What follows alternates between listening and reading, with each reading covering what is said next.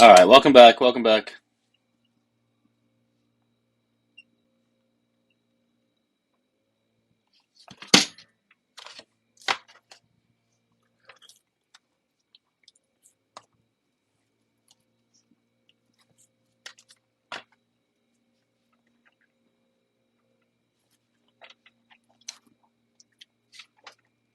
All right, guys, if you can do your thing and tap and share, that'd be great.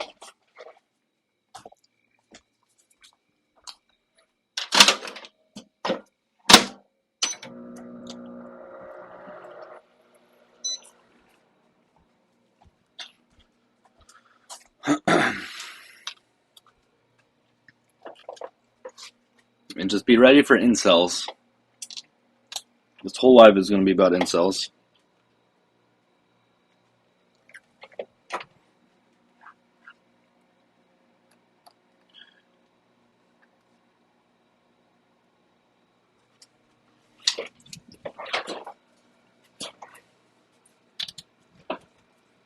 All right, and if anyone has not sent in the heart me yet from the last live, if you can go ahead and do so, that'd be great.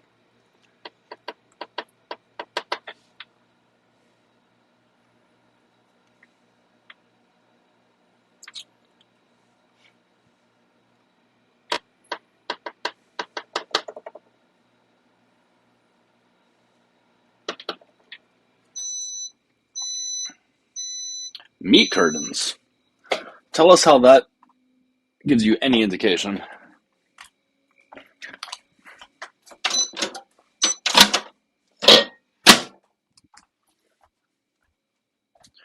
I think that just tells me that you've never been with a woman if you think it changes, like the shape of it or how it looks changes. I mean, you clearly have no experience.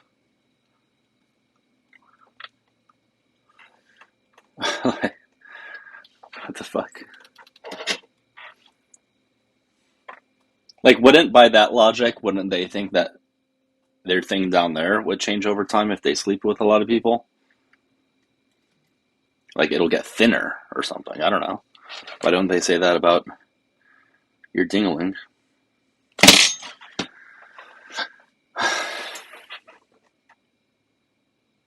Still funny? No, it's just a stupid thing to say. Like, it's just stupid. Rubber bands, yeah. It's true. Well, anyways, just get used to it. I'm gonna get 18 to 25-year-old boys talking about this. With the clinical, I'm just trying to be TikTok friendly. TikTok does not, obviously doesn't like it when we say certain words. Thank you, I appreciate the army.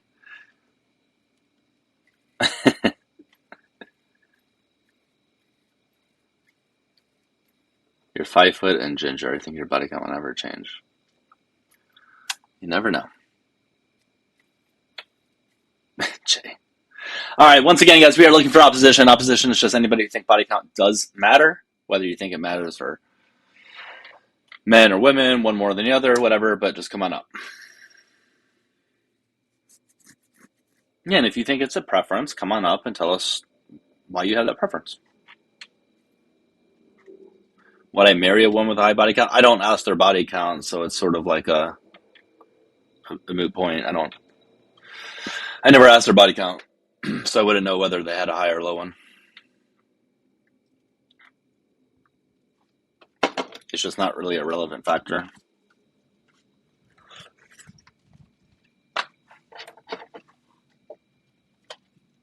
It's just a variable that just seems to have no relevance. Doesn't really tell me anything about the person important, so.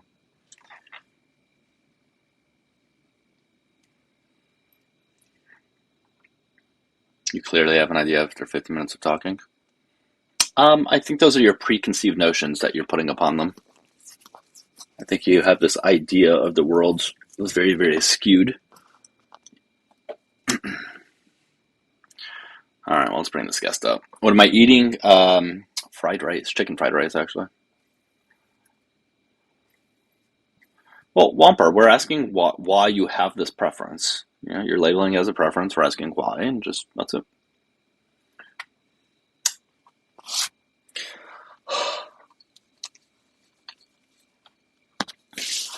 But we can't have the debate if you don't come on up, so you got to hit the request button. You just have to give us a valid reason. I've never heard a valid reason as to why body count matters.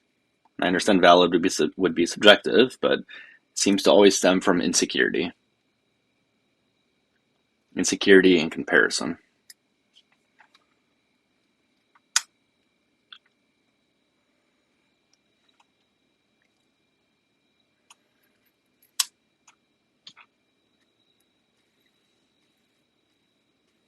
All right, Whopper, you can come on up. I'm not going to debate you through the comments. It's going to be the last time I address you. So why don't you just hit the accept button as I invite you on up.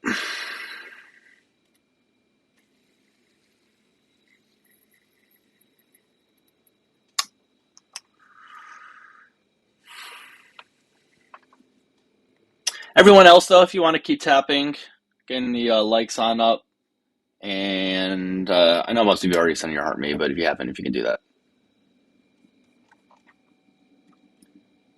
We're just waiting for people to trickle on in.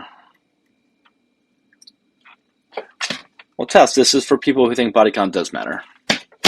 Obviously, if you don't think it does, then you wouldn't be opposition here.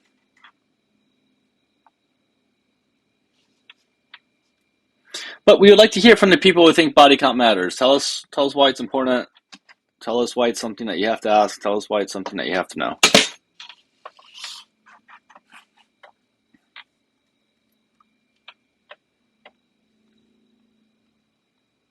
I mean, if you put that much importance upon it, you must have a good reason as to why it matters. And also, too, if it matters that much, I don't know why you guys just don't ask that right away. It seems like for many of you it's a deal breaker, in which case you should probably ask it almost immediately. Because according to many of the people I spoke to, it doesn't matter how well you get along with a partner, how much you like them. As soon as you find out their body count is one too high, then apparently you drop them. So I feel like that's something that you should ask immediately. I mean, why waste time? All right, well, Mike, if you want to come on up and explain how you can objectively determine someone's body count. Tell us this formula in which you can determine someone's body count. It matters to people who know they're bad in bed or inexperienced, so they want to check.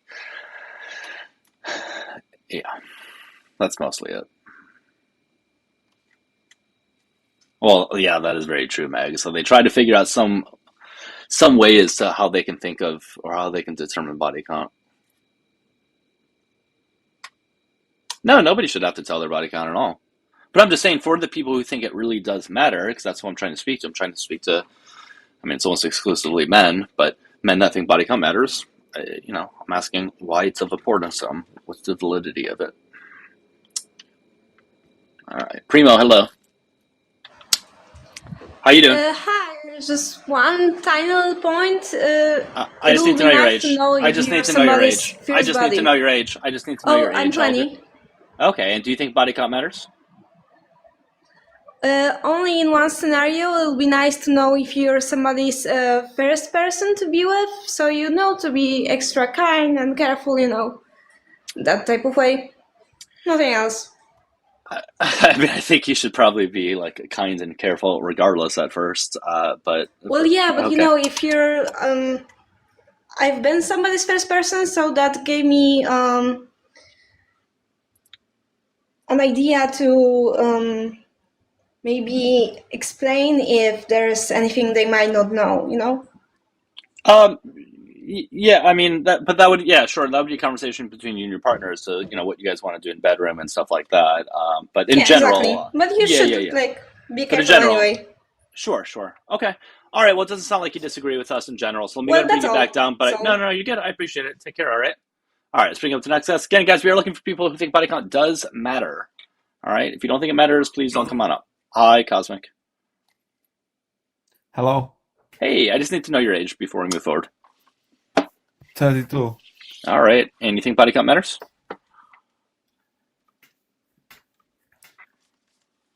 Do you think body count matters? Well, Yes. Okay, why? Because the more you do and act, the less can you attach and build.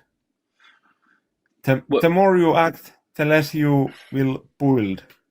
Like having Are you trying to say that more people? constructing a foundational family. Are you trying to say the more people that you sleep with, the more like attachments you'll have? Yeah. How do you know that to be true? Because you learn from the experience, you learn to always like take something new. Like if you have more alternatives, you are like utilizing all the alternatives more or less, and you are going to have wider perspective. You're always you get like you get tired, you get bored, and you always want new humans, new experiences. You see, you are comparing. Like okay, but right, sure, but you don't have right. I agree. A lot of times people do compare, right? But I don't think that's probably a good thing that you should be doing. That's probably not healthy. It's probably not good for you or your partner to be able to do that. So, but I think that stems from insecurity, though. But especially the body count is more harmful for women because they have the risk of becoming pregnant. But that's their and choice. But that's their choice, though. That doesn't but say why body count matters. Yes, but women have the pregnancy risk, and also like women are more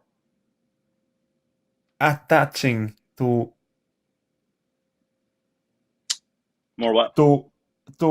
Women are more attaching to a few number of How do you know humans. that? How do you know they have higher risk or higher rates of being attached, so to speak? So the more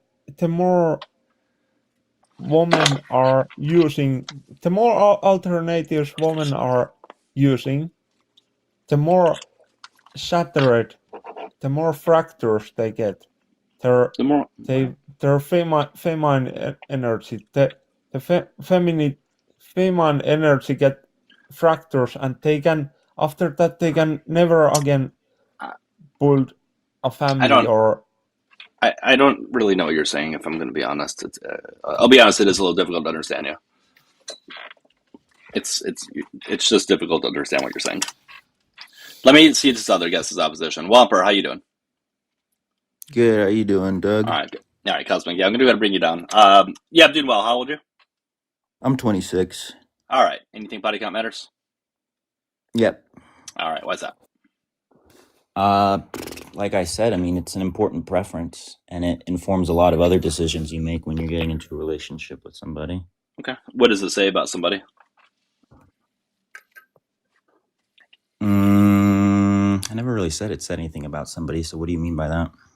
You said it's important. You said it's an important factor about You somebody. Right. So, like for it example, tells you a lot about other things. So right, so it like what? informs your decision. So for example, if you're into like BDSM, you want to be with somebody who's also into that. So if you're trying to get with somebody who's into that sort of thing, they need to actually have that experience with the tools, with the props, things like this. So if they're just like not experienced because they have no body count, no experience with that, then that's important. So you're arguing that body count can be a positive thing, like in terms of having experience in a particular area of sexuality that you yourself are interested in. Yeah, of course. Yeah. Okay. Do you think it says anything negative about somebody? Well, I mean, there is a few studies I know of that suggest that, the more partners you have, the more likely you are to be dissatisfied. like in a general sense with your partners. Now, that's not a causation, or Mhm. it wasn't a causal study, it was a correlational study, but I mean, it is Is valid. but is being dissatisfied with your partner a negative thing, or is it just having a standard? Um, Because I would argue, like people make this it argument all the depends. time. People make this argument all the time about like you know, divorce and people who've had more partners before they married being more likely to get divorced. I Right. think that's because those people know what they want, and if their Well, marriage clearly isn't they the way they don't. want it to You know be. what I mean? That would be my rebuttal to that. Because, like, clearly they don't. If they're dissatisfied with what they chose, then obviously they don't know what they want. If you knew what Well, you no, want, then no, you would hang choose on, it. no, hang on. If I if you got married 10 years ago, Okay.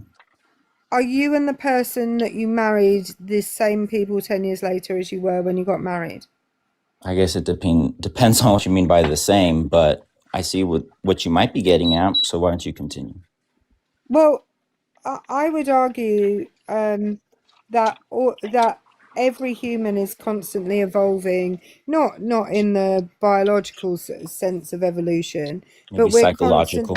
con well, we're constantly changing, maybe trying to improve ourselves, and there are a variety of things that can affect us throughout our lives, and you know, stop us achieving things, or um or change our points of view on things. If I married someone 10 years ago who 10 years ago was like we had the same political opinions, we had the same aims in life, but over time we move apart from each other and our values no longer match up, and maybe neither of us treats each other the way we should anymore, isn't it actually better that we move on to people that do want us? I guess, but that doesn't really have to do with body count. No, but it has to do with this argument about people who have higher body counts when they get married, you know, divorcing. Divorce.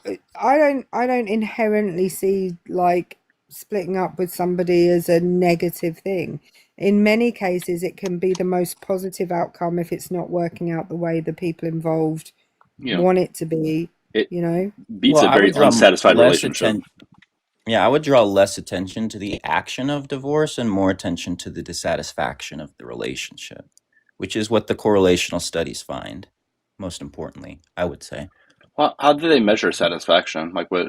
just by How did they asking them. It's just basically a survey. Their methodology is just to ask the participants. just to simply ask them? Yeah, I mean, as you said, obviously that's not necessarily showing a cause and effect. There probably could be numerous reasons as to why that's true. Well, But yeah, it's correlational, of course, yeah, but it was a strong correlational, I'm trying to coefficient. find. You Is what said it this was a is saying. study. I'm trying to pull it up There's a couple of them. But because I I just could maybe want. go I look want to them up look at the for you, chart but if I can find it. I just want to equate this to something else though.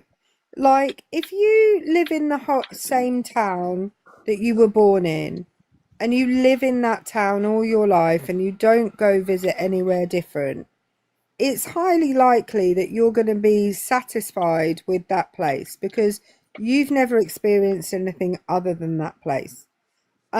Whereas somebody who's grown up in a small town in the middle of the sticks and goes and experiences big city life, or goes and visits other countries and gets those experiences, they're far more likely to be critical of the place they live because they've seen good examples elsewhere.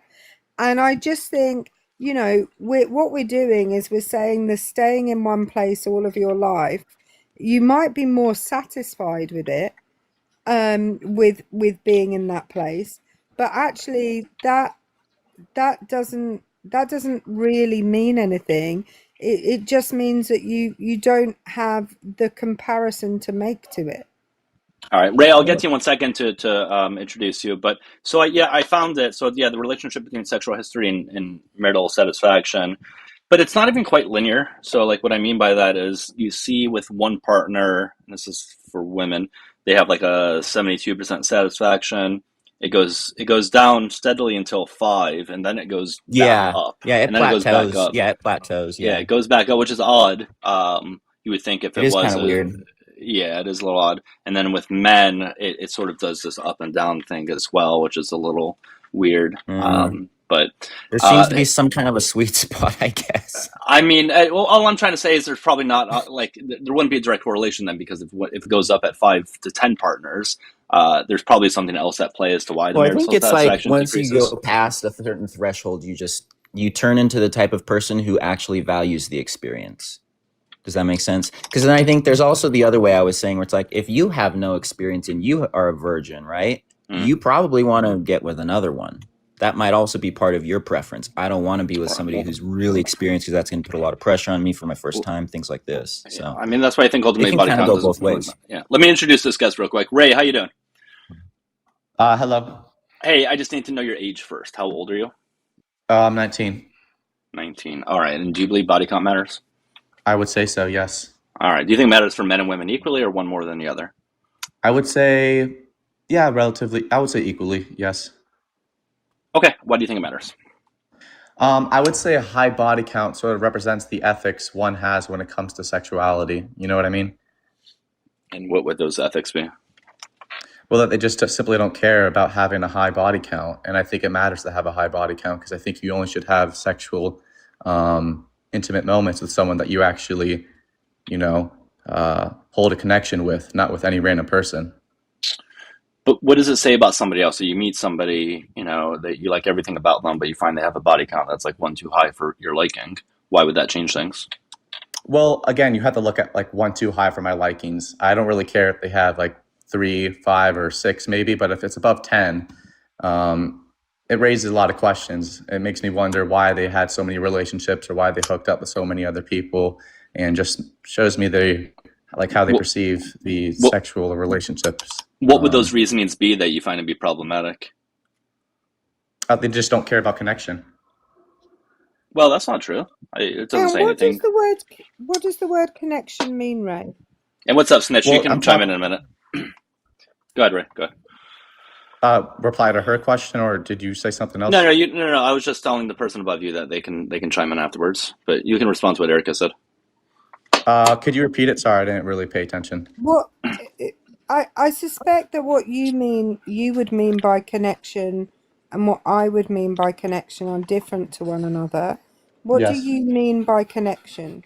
When I say connection, I'm referring it into a relationship sense that is emotional, and having an emotional connection with someone, I would say that gives the allowance of having a sexual experience with them. If you know someone for like 3 days, or you meet someone at a party, you hook up with them, there's no real connection.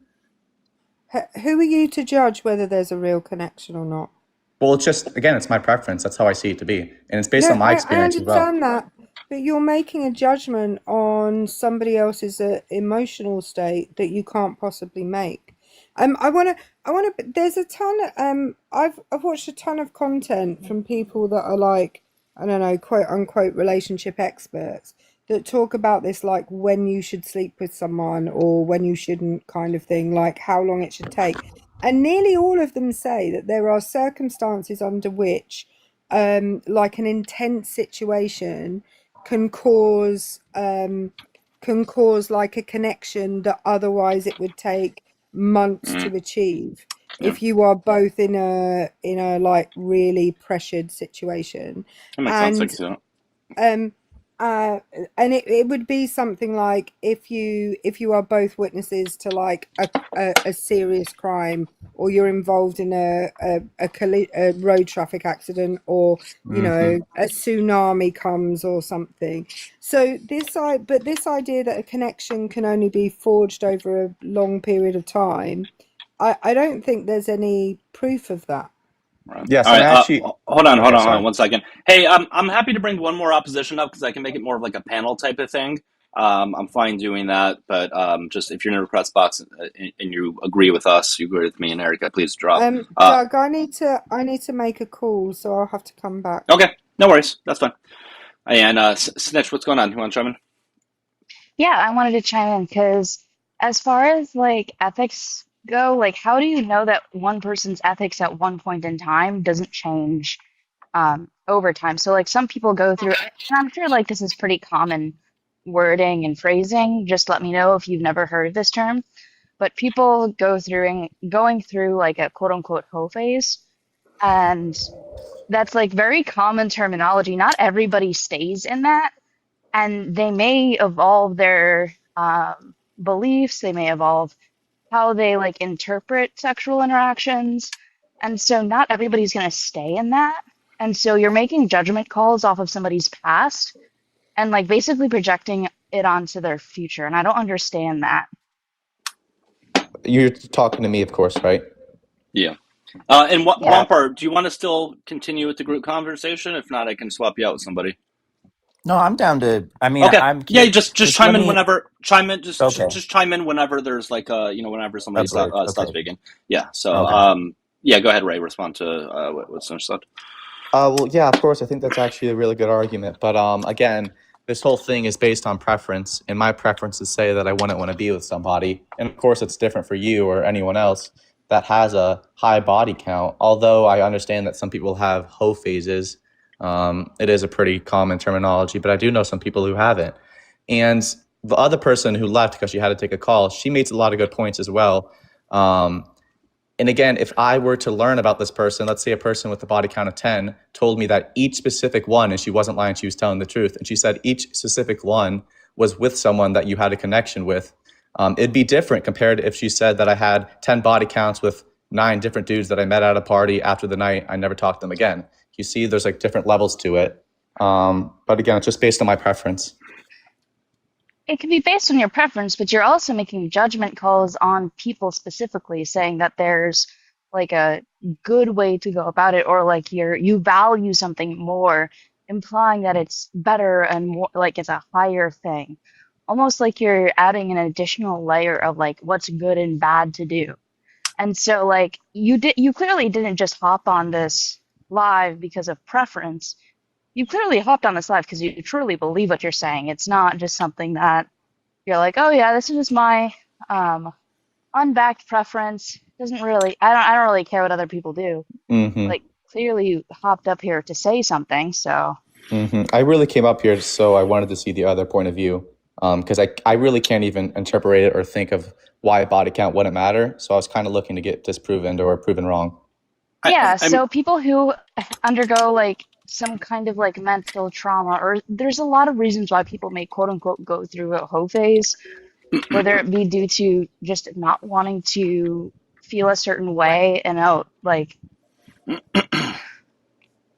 I can attest to this based off of like not only based off of my experience but also other people's. A lot of people go through that phase when they're experiencing something traumatic and they're just trying to escape and they're trying to find connection elsewhere in their life that does not exist currently, whether it be due Mm-hmm. to a death in the family, a death close to them. And so a lot of people go through this traumatic experience, then afterwards they may regret it and they may go on with their life because like there are downsides to having like multiple encounters that are not like well vetted, mainly health encounters, such as like STDs, STIs, and like it's good to make sure that you're staying safe. And so people may regret it because of these things, but that doesn't necessarily make them a bad person or make them less worthy of some kind of love or relationship with somebody. And like I Mm-hmm. don't think that it's right to judge people based off of past encounters when it's really their present self that you're actually looking at. Mm-hmm. Yeah, and to the STI thing though, real quickly. I mean, pretty much every guest that says body count matters, and they tell me one of the reasons is STIs. I always do ask them, well, if you found out they had no STIs, would their body count still matter? And they always say yes.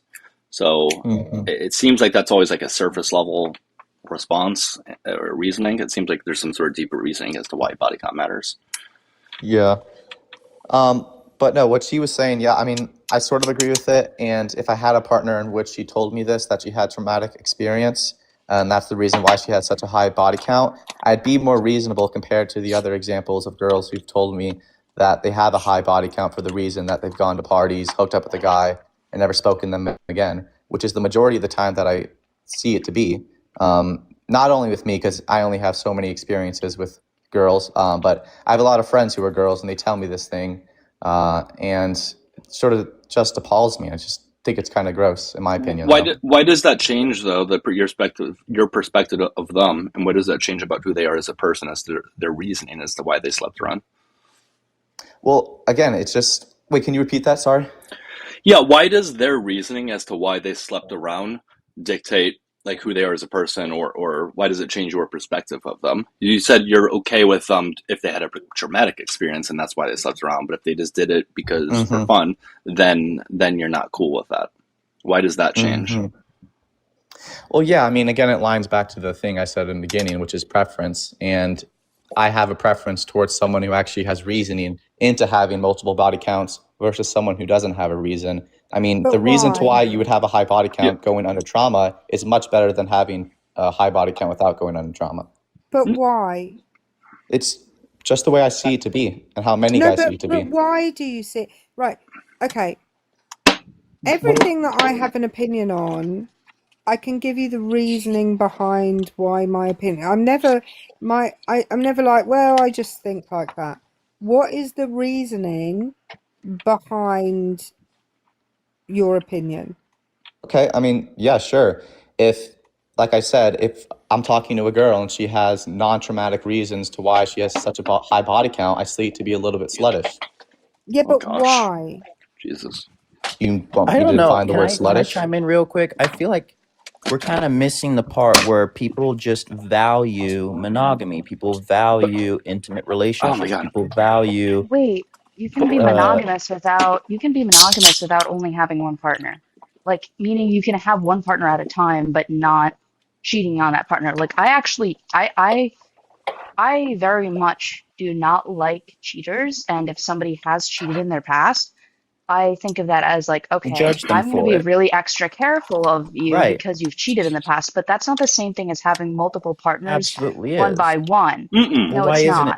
How is it not the same? Because cheating on Please do no, tell. because manipulating somebody and going behind their back and sleeping with somebody else when you're already with somebody is a completely different thing than sleeping with one person, then Yeah, another they're person, then another different. person as separate But relationships and but separate. Do you have to speak over me? well, you started speaking over me Can you? first, if you recall. So I'm gonna ask All a right. question though. Just No, let I her didn't. finish what she's I saying, was and then you can responding go. to Let her you. finish, and then you can Actually, go. so remember Okay. when I said No, Just I let was her finish. Just let her responding to finish. what you no, but said I didn't even ask a question yet. So you were just talking because over I was me. responding to a point that you made because the Yeah, so point you you made talked was over me. wrong. It's not the same thing. All right. Go ahead, Snitch. You can finish, and then Wamper, you can go after.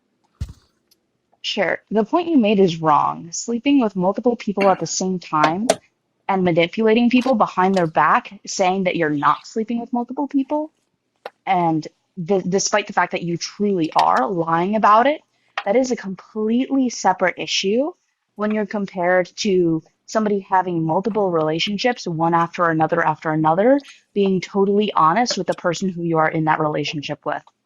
Yeah, that Lying wasn't my about it and point. manipulating people and cheating on people is a completely separate issue when we're talking about body count alone.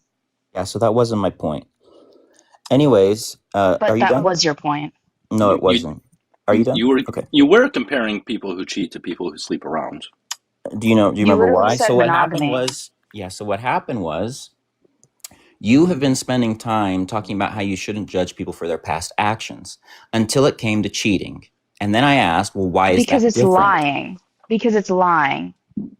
It's lying and manipulative, which is We something should that I just let don't him finish value in a speaking. relationship. Okay, but I'm not asking like about the action itself. It's that you have allowed yourself to judge someone on their past actions. That judgment is the same as Lying. judging someone on their past actions for body count. No, That it's is what's the not. same. But they're different. Judging Okay. someone for their past actions in both cases is what I'm drawing the similarity. Okay, No, but it's one not, because says one is indicative of a negative Yeah. relationship. One is Are indicative you of a judging in negative. both cases or not? No, well, I'm not, because one is indicative What? of a potential What? negative outcome in a relationship where you're being manipulative You are and lied judging in to. both cases. Sir, That is this is factually completely true. separate. One is indicative of a negative aspect in a relationship that I do not want. I do not want somebody lying to me and the other one is indicative of somebody's past and past Well, alone. Ray 1 doesn't want somebody who sleeps around just because they felt like it Exactly. that night. Okay, but why Like, though? But the why? What does judgment it say? you're But why making though? is Hold what I'm on, drawing but the hold on, similarity, and they're objectively the same. hold on. Okay, go ahead.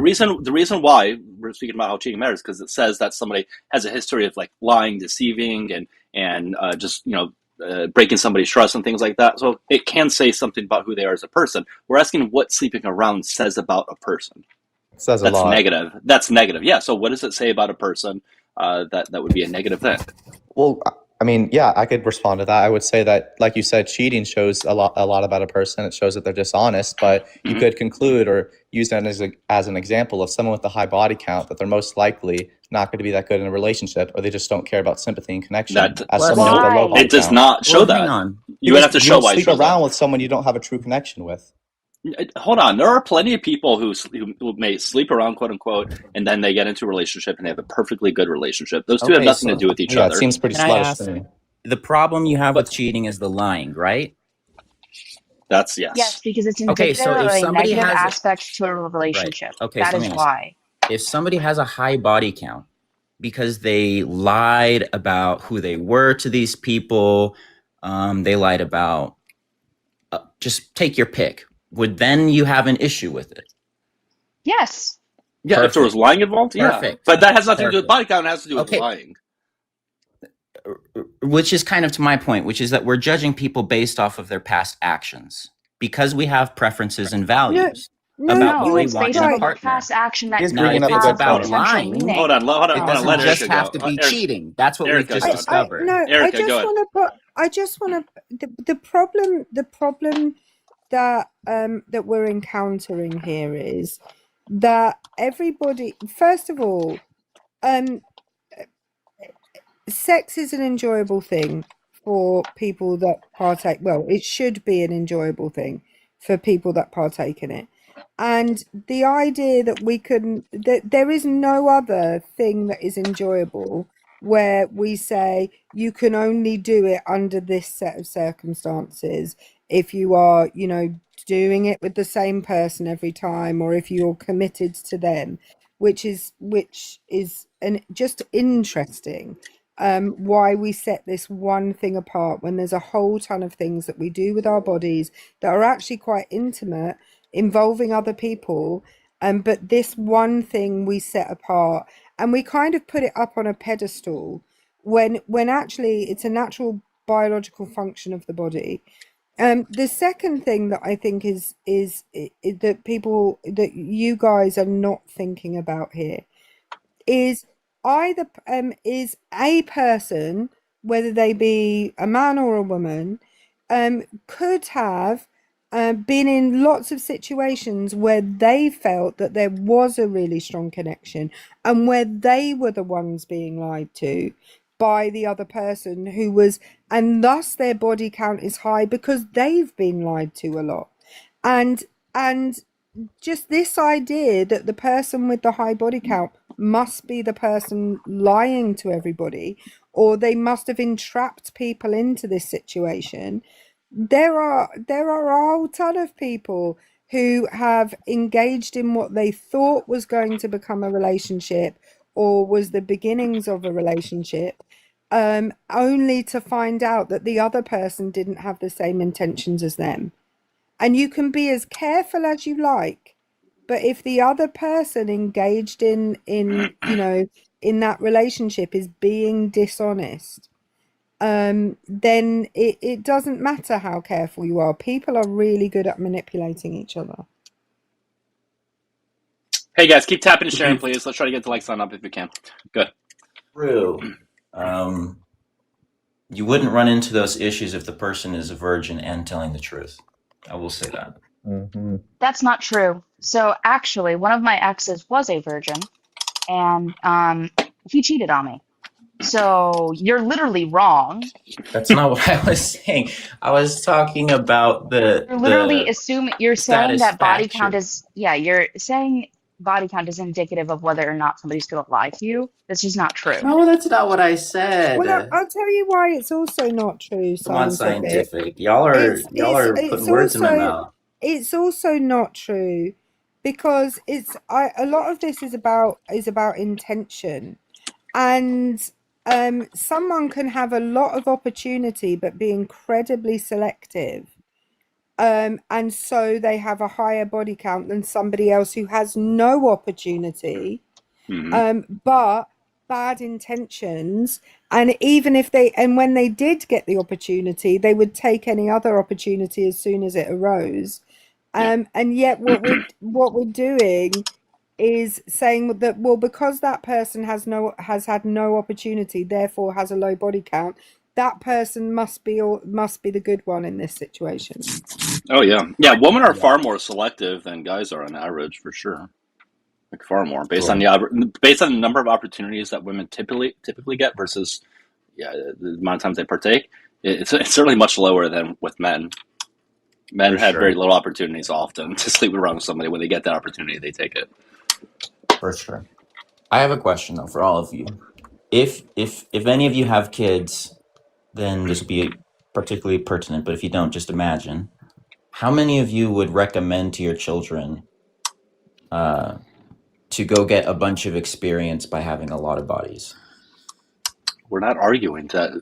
My argument isn't that you should sleep around. I'm just saying it doesn't matter. Well, why wouldn't you tell them to sleep around? Because that's not my argument. If it doesn't matter, and you think that experience might be better, why wouldn't you recommend that?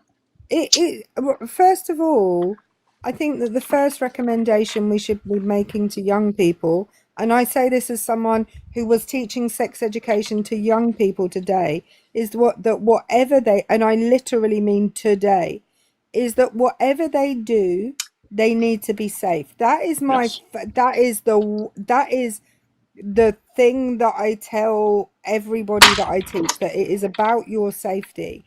I cannot make those kids the same as a parent can't make their kids do certain things. All we can do is advise them to be safe. And if you're advising your child to be chaste and you are not teaching them about safety, then the rest of it doesn't matter. If any parent who is teaching their child that you should just, keep it all locked up in a box is not being realistic. And I would never, it's down to the individual. It isn't down to me as another person. And your child isn't your property. So your child can do whatever they want. Let me introduce some new guests. Hold on, I got to introduce new guests. Toxic, hello. Oh, sorry, I thought I was new. I'm just introducing a new guest. That's it. Then you can go afterwards, sister. Toxic, hello. Are you opposition? I assume you think body count matters? Oh yeah, definitely. Okay, I just need to know your age, just real quickly. How old are you? 30. Okay, cool. So, sister, go ahead, and then Toxic, you can go afterwards. Okay. Yeah, I don't believe body count matters. If people have been through their lives, they may have suffered trauma. We don't know what people have been through, and and they are who they are now at this present time when you meet them, and that's what really matters. The past doesn't matter, Sister, I am only looking for opposition. I am only looking for people who think body count does matter, though. I know, but I hear a lot of misogyny, and I hear a lot of negative. Go do your own live and deal with that. Then don't tell me how to run a live. Yes, but by the very nature of this live, you're going to hear misogyny. I'm sorry, like trigger warning, guys. You can hear misogyny when we're talking about body count. It's part of it. All right, Toxic. Go ahead. Yeah. The reason why body count does matter is because women, for one, are very selective in who they choose. Now, and so therefore, she's not going to be sleeping with everyone as a guy would. A guy, we're just choosing anyone who gives us a hole. But if a woman has a high body count, that means she herself has lack of self-control. And therefore, as a result, because she has a lack of self-control, which led to a high body count, even if she were to get into a relationship or a marriage, wait, how does it show she has lack of self-control? First of all, how do you know she's trying to control it to begin with? And two, again, based on the amount of opportunities that women typically would have versus what they take, they are far more selective than guys are. Yeah. So if they're far more selective, and they're very picky. So the ones that have high body count means that they're just not picky at all anymore. No, it doesn't. They could have just had more opportunity. hang on. They could have just had far more opportunities and been equally selective. Yes, but if they're really selective, they wouldn't have a lot of body count. And they're very selective. That's not true. If they have 1,000 opportunities, if they have 1,000 opportunities and they sleep with 10 people, that's incredibly selective. In fact, if they have 1,000 opportunities and they sleep with 50 people, that's still being incredibly selective. A hell of a lot more than men would be. Men, if they have 10 opportunities, they're taking all 10. Exactly. But for women, they have a risk of getting pregnant. So that's why they're selective. So if they have 10, they're just pretty much saying, I'm choosing 10 guys to get me pregnant, which is impossible. So That's not even true. No, it isn't. 1,000 men, all it takes is one guy to get her pregnant. So that's why Yeah, she's very, and one guy doesn't need to go through like 9 months of pregnancy, so he's more likely to not give a fuck. I know. So when if she has a high body count, I mean, she definitely doesn't give a fuck because typically she should No, be. women can This also is get. the worst argument I've It is ever such a bad heard. argument. But no, it's true though. Women It are isn't Not true. Not all I don't know women where you're are getting this from. fertile. That's not about Yeah. being fertile. It's about being picky. Well, No, no, not but all your women are argument is fertile. but you made an argument based on their ability to get pregnant. Now, if a woman cannot get pregnant, then does body count matter? Oh yeah, in that case, if she cannot get pregnant, body count still doesn't. It still matters because she's still. Okay. I guess my argument is that a woman that has a high body count, she has lack of self control. Because, like I said, in whether she's pregnant or not. So How do you know she has a? How do you know? Self-control? Well, that's what he's saying. He's saying a woman with a high body count has a lack of self-control, but men just inherently have a lack of self-control is what he's saying. That's such an awful argument. It's a terrible argument. We're rewarded for guys that have high body counts are praised. Even women choose guys that have high body counts. They literally sleep with all these players and guys. That's why they have a T app to ask, are we dating the same guy? So How do you that's an issue for me. how do you know that it shows that they lack self control if they have a quote unquote high body count? Because right now, if because they themselves, like I said, are picky about who they choose to sleep with. They always say that they don't sleep with anybody. So if they're sleeping with a lot of people, that means they're just like that. Self control would ensue that they are purposely going out of their way to limit an activity, right? Like if I'm trying to tell myself, hey, I'm not going to play video games anymore, right? And then I play video games like twice a week. Yeah, that's showing a little bit of lack of self control, right? Because I'm trying to do one thing, but I'm doing another. If a woman's not trying to control how many people she sleeps and not sleeps with, then it doesn't show lack of self control. Why aren't you trying to control that? I'm asking him why he thinks that they're trying to control it. If they're not, then there's no lack of self-control. They're just doing something that they enjoy. No, because like for example, if I were to ask a random woman on the side on my normal day-to-day basis, can I sleep with you? She's gonna be like, no, because she doesn't know me. But if you ask any guy out of nowhere, hey, if a hot woman asks a guy, want to sleep with you, he's gonna be like, yeah, let's go and do it. So yeah, they normally have a natural self-control against sleeping with random men. Can I just point something out to you? Studies that have been done in this, because I went and looked up what you just said, that women prefer men with high body counts. And it's actually not true. So when scientific studies are being carried out on this, women prefer men with a moderate body count. They prefer some experience, but not a high body count. So your argument that women prefer men with a high body count is actually untrue. Women prefer some experience, but not a high body count. I would argue that probably the men that you are talking about are men who have other things that attract women that are not just their body count. So maybe their bank balance might be a thing that would attract women. So you're just unless of course you can show me any data or any peer-reviewed studies that agree with you. I mean, there's a whole Facebook page and a whole app about women asking other women, hey, are we dating the same guy? I'm not asking about an app.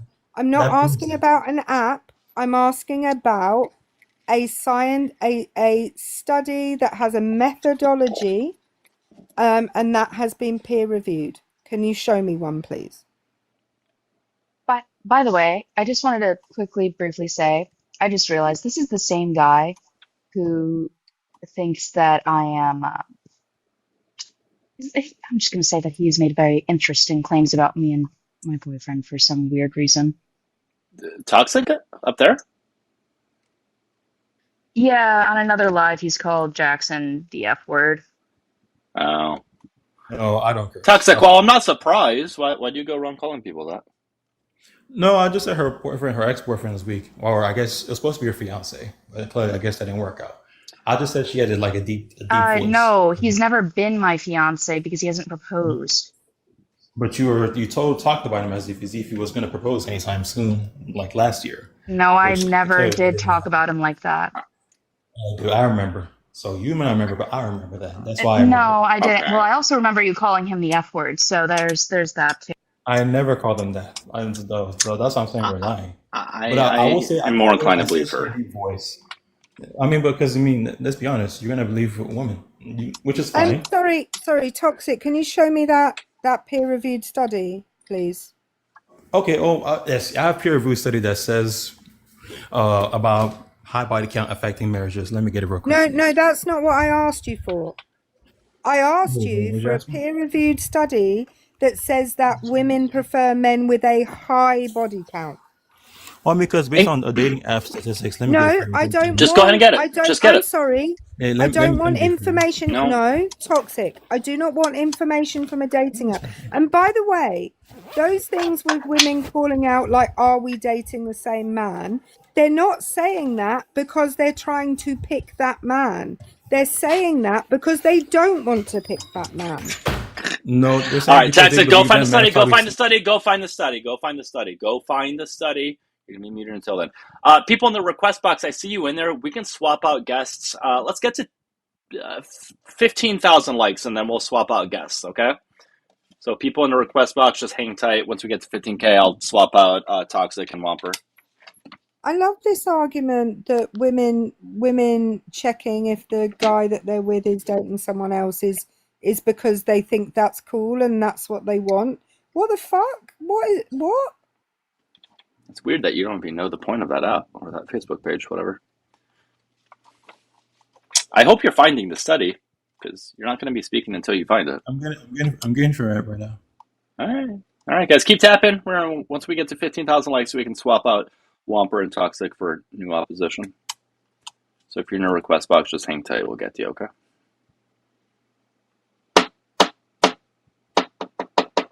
I just like to point out that the way body count seems to matter to Toxic is very different from the way it matters to me. But how so? Well, he seems to have gendered it, done all these different things with it. I kind of see it both ways. Like I was saying earlier, if you have a high body count, you probably want to be with somebody else who has a high body count. I'm more about parity when it comes to these things than I am about like purity, if that makes sense. What do you mean? So it's not the case that I'm going to say body count matters because if you have a high one, then you're a piece of shit. Like that's not where I'm going with this, but that seems be where Toxic goes with it. I would say more, if you have a high body count, then you probably have a different set of experience and skills and preferences than somebody who has a lower body count. So you guys probably shouldn't get together. I don't know what experiences they would have differently other than just sleeping with more people. Well, like I was saying earlier, if I'm like super into BDSM and I'm like a polyamorous person and I like going to swinger club parties and things like this, that's not going to be very compatible with somebody who values monogamy. I disagree. I disagree with you. Well, and I'm the body count, like I said, let her speak. I disagree with you, and I'm going to tell you why. Because if you're there's a ton of people who are curious about certain things and have never had the opportunity to experience them. And so when they meet somebody who says, I'm into this thing, they're like, oh, good, you can teach me. And it is often the case, especially with the BDSM community, that one partner is very experienced and the other is far less experienced. It's really often the case that that people are introduced into it because they meet a partner who is into it and they've been curious about it. So I think you have the wrong idea about kind of. No, I think you have the wrong idea about what I'm saying. I'm not saying that it's not good for people who are into the same things, who have different levels of experience, to be together. That's actually the opposite of what I'm saying. I think that's a great thing to happen.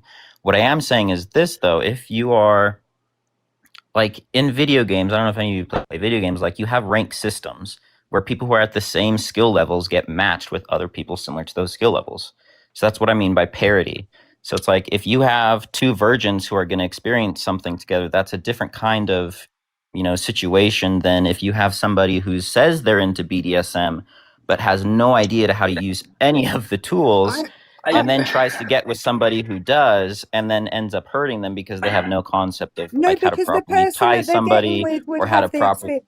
No, the person they're getting with would have the experience. And I don't know if anybody else remembers losing their virginity, but it was a shitty experience for nearly everybody that does it. And Not for actually, me. I would have preferred it with somebody who had known what they were doing. Yeah. Well, I'll tell you what I did, and that's why I would recommend to anybody if they wanted to like go to Nevada, go to Pahrump, go to a freaking brothel or whatever it is, and like if you want to have your first experience, that's like not a bad idea to do it with somebody like that. But that's like a Toxic's pointing at something. Oh, yeah. I was about to say, but it looks like we've got what this. is it you got? What is it you got? You're on mute. You're on mute. You're on mute. You're on mute. Here's the study from ScienceDirect.com saying, are men intimidated by highly educated women? Undercover on Twitter. Well, that's just Nothing to do with body count. It says here, women on Tinder are more selective than men on Tinder. Women on Tinder have a preference for highly educated men. What the fuck does this have to do with body count? That's This not has what I literally asked nothing you to for. do with body count. Why did Holy moly! They're more selective on men, so therefore, if they have a high body count, they're choosing men. If they're choosing like what small percentage of men on dating app, No, sorry, toxic. I'm just going to remind you what you were asked for. You were asked to go and find a study that said that women prefer men with high body counts. That's what you were asked for. That's not what you're showing us. That's what your claim was.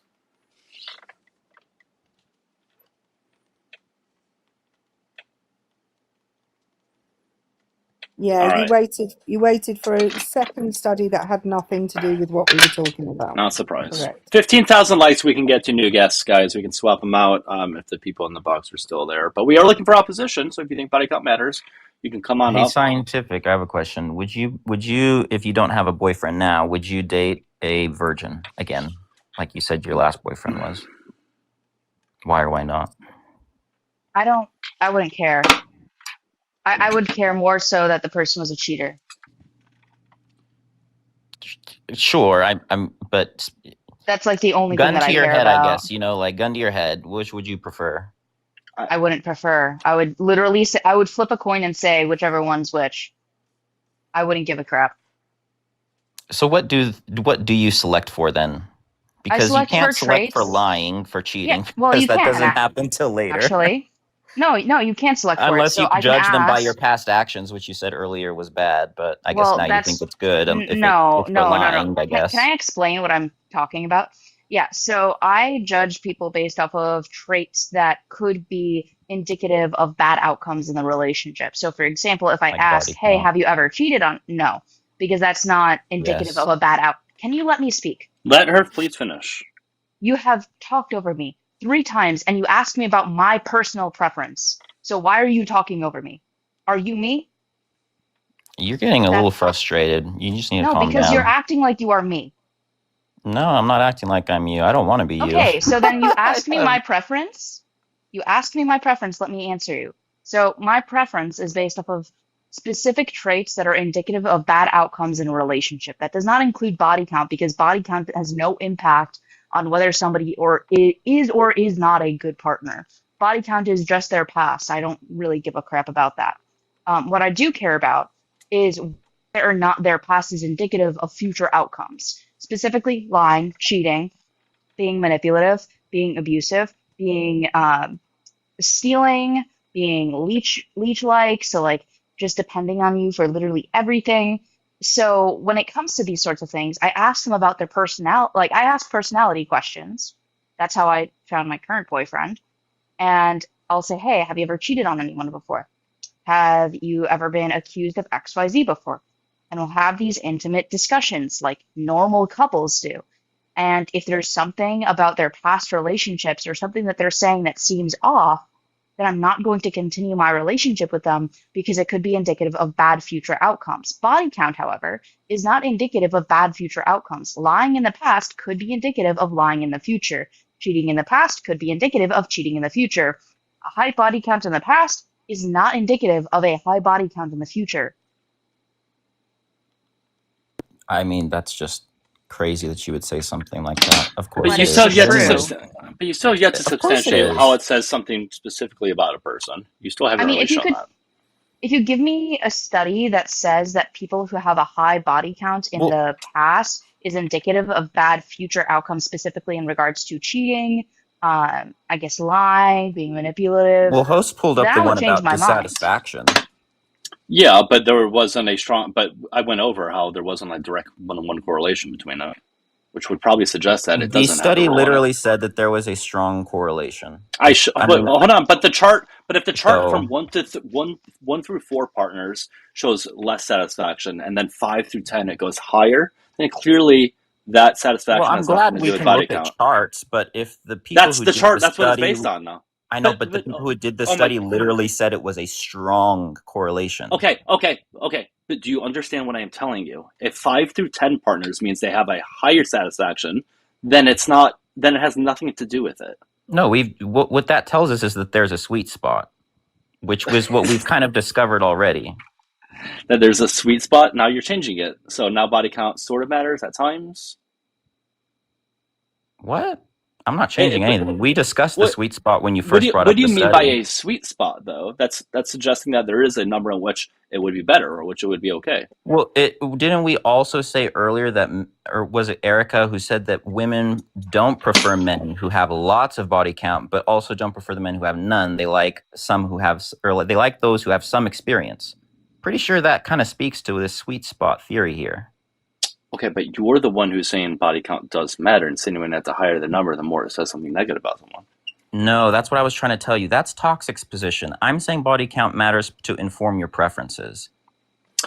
That's circular, though. I understand that's your quote-unquote preference, but why? Why is it your preference? Well, it depends on the person. So the guy last up here, I forgot what his name was, he seemed to very much value commitment and like monogamy, and like he would rather that the person has a small history or no history at all. And it's like, okay, if you value that, then that's your preference. And then obviously it will matter to you what the person's body count is. So But you it's didn't informative. understand. But you then didn't understand that people can be serial monogamists. We had this whole conversation before. You can be committed I know, to but one.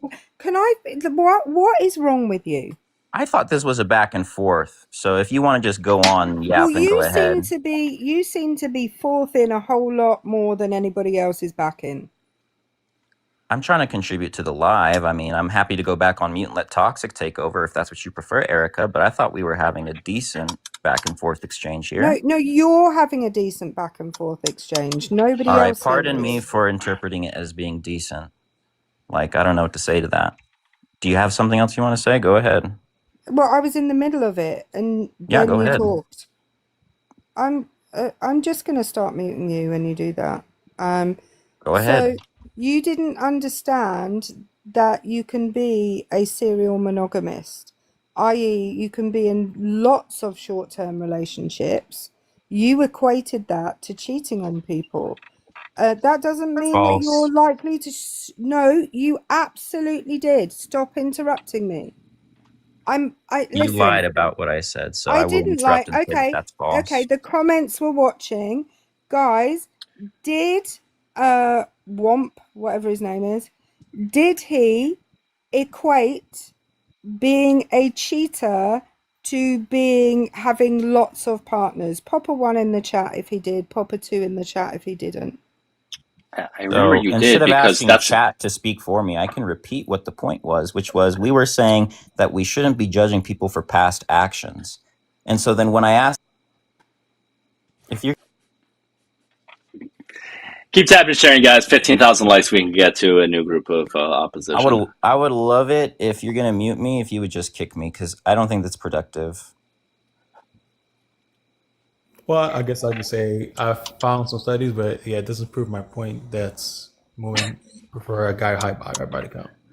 Did you say they don't prove your point? Yeah, it does. It doesn't. It just says that. So can you say I was? Can you say then I was wrong? I made an assumption. I take it back. No, I just said I made an assumption that I couldn't prove. Yeah. So you were wrong. Got you. Yeah, but either way, it still proves the fact that women are more picky about who they choose. So therefore, and I guess so therefore, whoever they choose, if it's more than one, then at that point, they're going to have a less likelihood of comparing you to somebody else. But that's the insecurity. You don't want to be compared to another guy. That's why it boils down to insecurity. I prefer men and women to be virgins, so you won't have that insecurity at all. Are you a virgin? Yeah. Are you a virgin? Yeah. You are? Yeah, because I choose to. Because I want to make sure whoever I'm with, I'm actually going to be committed to them. I don't see how that makes you more committed to them. I don't either. Yeah, because if I have self-control to not sleep until I'm with her, then I should be able to have predictive self-control to be with her after I do. There's a lot more to a relationship than sleeping with somebody. Yeah. No, actually, sex is actually the most important part. Sorry, sex is the most important part. Let's not lie about that. Dead bedrooms. I mean, it can be important, but you wouldn't. How would you know? You're a virgin. Yes. Yeah, you would have no fucking idea. On pages about dead bedrooms, I've researched dead bedrooms, and yeah, that's the thing. I don't want to be with someone end up having a dead bedroom. You can't universally say that it's the most important thing. That's going to be very, very dependent upon a person. That's what he values. That's what Do you know I'm what's saying. wild? Y'all don't Do you know care for what's people wild? who have different Shut values. the fuck up. He can't value something that he hasn't done. Do you know what's wild about this? Is he's more likely to have a dead bedroom because he's gonna pick someone who doesn't have a sex drive. Because if that person had a sex drive, they would have had sex. So you're more likely to have a dead bedroom. Are you saying people who don't have sex don't have a sex drive, Erica? Yeah, that's a lie. Because I have a sex drive. I'm ready to. Doesn't make any sense. Get married. It absolutely does make sense. What does the word drive? What does the word drive mean in this situation? You're legitimately trying to argue that people who haven't had sex have no sex drive. I just asked you a question. What does the word drive mean in this situation? I'm not going to look it up for you. I'm not your dictionary. Okay, then stop talking. All right, we're almost at 15,000 likes. Again, we'll get to new guests. We'll swap out 2 new guests at that point, okay? We're looking for only people who think body count does matter if you're in a request box, okay? Yeah. So like you said, there's just more likeliness of you to compare your partner to somebody else. And then as a result, you have deep relationship dissatisfaction. And you might, you'll lead to divorce. No, I mean, well, if you're going to be insecure about that, you're going to have plenty of other insecurities, so it's going to bleed over into other things as well. Right? It's not, but the problem is the insecurities. So if you're just taking away one action that would not show that, that's just putting a Band-Aid over it. You're still going to have insecurities. We know human nature, so it's not as if it's insecurity. We know how human nature is. We're acting as if we're all best behaved, so our insecurities won't happen. We know. Are you a psychiatrist or a psychologist? Oh no, I just see what people. Okay, so you don't know human nature, got you? I know human nature because I observe human nature. Our world is the best example of human nature. What's going on right now? So let's not act as if we're all clearly you don't, or we're all self-controlled people. Let's be honest here. None of us have discipline. Because discipline is the only way to say. Out of interest, if you were talking earlier about the fact that men will just sleep with anybody, and now you're saying that you haven't slept with anybody. So where did the assertion that men, talking about men as an entire group, will sleep with anybody come from?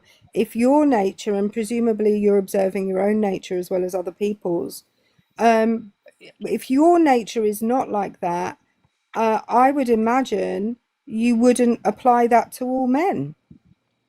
Well, I am willing to sleep with anybody, but just because I'm willing to doesn't mean I'm going to. I'm willing. We have 15,000 likes. We have 15,000. All right. All right, guys. So if you're in the request box, I see like 9 people in here. If you agree with Erica, myself, and Snatch, you think body count does not matter, please drop from the request box, okay? Please drop from the request box. I just want to bring up people who think it matters. I'm going to bring up 2 of them. All right, Sketch, hello. Hello. Hey, So I just need to know your age. I just need to know your age first. How old are you? sure, I'm 31. Okay, and do you think body count matters? Absolutely. Okay, all right. Let me bring up one other guest. That way you have somebody else with you, and then we'll start. Okay. Give me 1 minute. If you guys are enjoying live, make sure you follow myself, Erica, and Scientific Snatch. Okay. And if somebody keeps calling from YouTube, I'm just gonna block your number. Hello. How's it going? It's the first time I've joined one of these things. I'm 34 and from Virginia. Okay. And do you think body count matters? To an extent. Right, I'm probably going to be an interesting one here because I have views quite different from most people that have been talking so far. All right. Well, we'll have Sketch go ahead first. And guys, let's just try our best not to overtalk. Just try to speak when somebody is done and just be as respectful as you can. Okay? Sketch, go ahead. Thank you. I appreciate that. Can you hear me okay? I hear you just fine. Yeah. Great. So, yeah, I suppose my argument for why it does matter is I do believe that previous behavior is a kind of great insight into what you'll get in the future. Yes, I believe in change and I believe that people are inherently good, but I think that to disregard it would be not a great rationalization for especially a relationship where it's going to potentially change your whole life and you're going to have kids. When you look out into society, what gender is the biggest purchaser of sex, male or female? I think we know the answer. Also, what gender profits most off the sex industry? I think we know the answer there too. So with that being said, is that if there's like, especially for a woman, or like her access to sex is a lot easier. I've been growing up with being 31, you're at university, you go through night clubbing, all that kind of stuff, is that it's very rarely do you see a guy turn down a woman if she is game for it. And a guy could go out on a Friday night and be like, yes, I'm going to try and get sex, and the probability of that happening is significantly lower than if a woman had the intention to go out and have sex. Okay, so what are you trying to get at? I just want to make sure we minimize the monologue and stuff. So what is it you're trying to get at?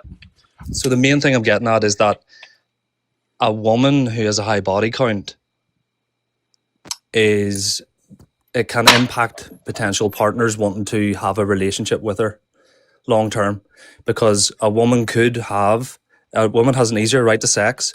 A woman could have more long-term relationships and have more sex, but not with more partners. And therefore, the amount of people that she has sex with, if it's very high, would I likely be in a relationship with her long-term, bear kids with her? Probably not. Can you make that last bit of your point again? Because it didn't make sense.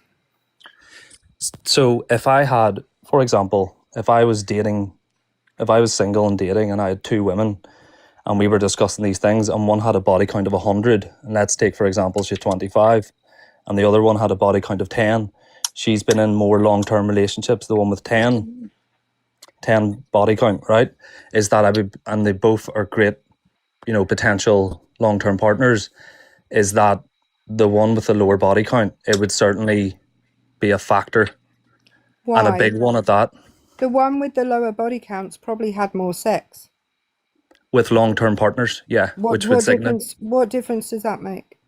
Well, what you're telling me is that you've got one person who's had 10 relationships that have failed versus the other person who potentially has no failed relationships, but has potentially just had 100 failed relationships. No. Could have cheated, everything. You don't have to be in a relationship to sleep with somebody. Absolutely, but if I'm looking for a long-term partner, then I would be looking for the characteristic qualities of someone who is not promiscuous, is typically not got a high body count. Well, wouldn't you look at their relationship like during their relation, or their actions during that relationship then versus outside of it? Like if they're not sleeping with a whole bunch of other people while they're in relationships, wouldn't that be more indicative of a good partner? So yeah, I think that present actions are important, but obviously how they speak about their previous partners is massive one for me too. But yeah, so yeah, I do believe in current actions. I do believe that people show you who they are, and I think that if there is a past that is at the age of 25 with a body count of 100, I think there's a few questions that need answered. I have a question for you. Mhm. So you'd pick the person who's had 10 failed long-term relationships as opposed to the person that's had 100 hookups. But they're not 10 failed relationships potentially, though. There could be a But- few one-night stands and then 3 relationships, for example. Okay, so they've had 3 failed relationships and 7 one-night stands. Right, okay. And that person is still really good friends with the 3 people that they had relationships with. They're still really good friends. They still talk. They, will, I don't know, go out for dinner occasionally with partners and stuff like that. Yeah. Are you okay with that? Well, for example, if a woman does have like a childhood friend or whatnot, or a long-term friend, that's fair enough, and there's never been a romantic aspect to it, then absolutely go ahead. I knew you were going to say that. So But you if don't she- want somebody whose relationship has ended on good terms and is still friends with their ex-partner? No, I just don't think that it's indicative of a healthy long-term relationship that if someone's sitting around with their exes at dinner. So this is all about insecurity. It's all about insecurity. Because Well, you think that because at some point they've had that kind of relationship, that they may have that kind of relationship again. It's still all about insecurity. It's wild. No, it's not, because if a woman, for example, right, a partner, obviously I'm male, so it's not just about women in this aspect, but I'm just talking about as a commonality. If I am in a relationship, I'm not going to be at someone's house party at 3 o'clock in the morning, because that's not a really long-term relationship behavior. I think that whenever you agree to a long-term relationship with someone, there's a certain level of respect where you wouldn't go and hang out with your exes at dinner alone with them. I think that's you, though. Yeah, That's- absolutely. That's the whole thing, though, about this entire concept and conversation is everything is subjective, right? Like, Absolutely. What is even a high body count? I just said, for example, I used Is it extremes, 2? Is it 100 10? or Is it 100? Is it 250? subjective. And It's subjective. so as somebody who's been with enough that I don't even count, and because it's not something that matters to me. Mhm. But I've never had, and I've had plenty of long-term relationships that were successful and still friends with afterwards. But Yeah. I guess I'm not really understanding where the line comes as far as how body count becomes, like, at what number does it become bad? And it's subjective Yeah. and different for Hold every on, person and individual. Ga, or whatever your name is, are you sure you're opposition though? Because I'm just looking for people. Like, I I'm want to on, make sure. kind of both sides. Like, I think it does matter, right? But I'm trying to understand what that subjective number is. There is Okay. like, again, it is. Because, Sorry, like, are I you don't talking mean. it matters from a high point or a low point? Because I don't want a virgin, but I also don't want somebody. I don't want Bonnie Blue. Like, Yeah, and I think I can agree with you on that in that respect. But I think that whenever we're talking to something doesn't matter, then why not use an extreme example such as 100? Because then it starts to matter, and that's for me, and that's my own subjective opinion. Is that someone who has been, had a high body count such as 100, then would that be a suitable mate for me to go through a long-term relationship, have kids, if they're, for example, 22, 3 at 100 body count? I think How probably are you not. ever gonna know their body count? How are you ever gonna know their? You're body not going to never know. You're never going to know it. You have to judge the character based on actions. So you've got to make up that decision and vet people. So you're just making up a number off of something incredibly subjective and vague. And whatever they tell you, you're then going to go, oh, well, or you could go, I don't believe that's true because they once did this thing with their finger. And that made me think that maybe they'd had more than, like, that's just silly. No, it's more like if somebody's promiscuous and you're on dates with them and they're texting 3, 4, 5 different men, if the person is kind of just disappearing, do you know what I mean? Like, you can That tell has nothing to do with body promiscuous behavior. count. That has nothing to do with body count. That just has to do with dating someone who's not really into you. But what my argument is that if someone has a high body count at such a young age, is that it kind of follows suits with promiscuous behavior, and therefore, as a person that will never know that body count, it's up to you to kind of judge someone and vet someone and go through the process of dating. I'm more concerned about the fact that you as a 31-year-old are talking about 22-year-olds. Like, I don't know why you would want to date somebody. The difference between me at 22 and me at 31 was fucking huge. Yeah. And the fact that you're talking about a 22-year-old with a high body count and even thinking about that's like the red flag for me. The fact that you're not thinking about people within your own age group.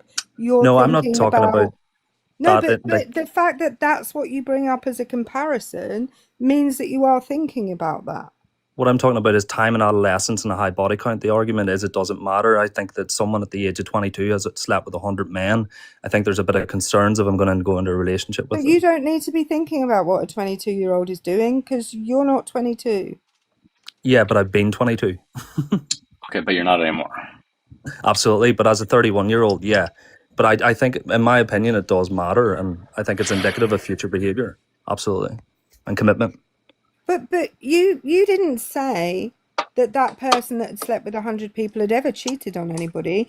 And what you're effectively doing is saying the person who's in the relationship, I can understand that person might want to have sex, but that person who's not in a relationship, and we don't know why they haven't been in a relationship. We don't know why that's occurred. It might be that they have liked all of those people a huge amount and those people just haven't liked them back the same way, or that they've been lied to multiple times by multiple people. The fact is that even in your 100-person analogy, 100 person versus 10 people, context matters. Absolutely. And to me, it would be a much bigger red flag that somebody had been in 10 relationships. And if because that was my immediate assumption was that you were talking about 10 relationships, that they were a serial monogamist and that they were only able to be in a relationship short term, whereas the person who has a body count of 100, none of them were relationships. That person has potentially not had the opportunity to show what they would be like in a relationship. Yeah, like I completely do get that aspect. And again, using the number of 10 relationships probably isn't the best stance to take. And I think that when it comes to a long-term relationship, body count matters in that respect.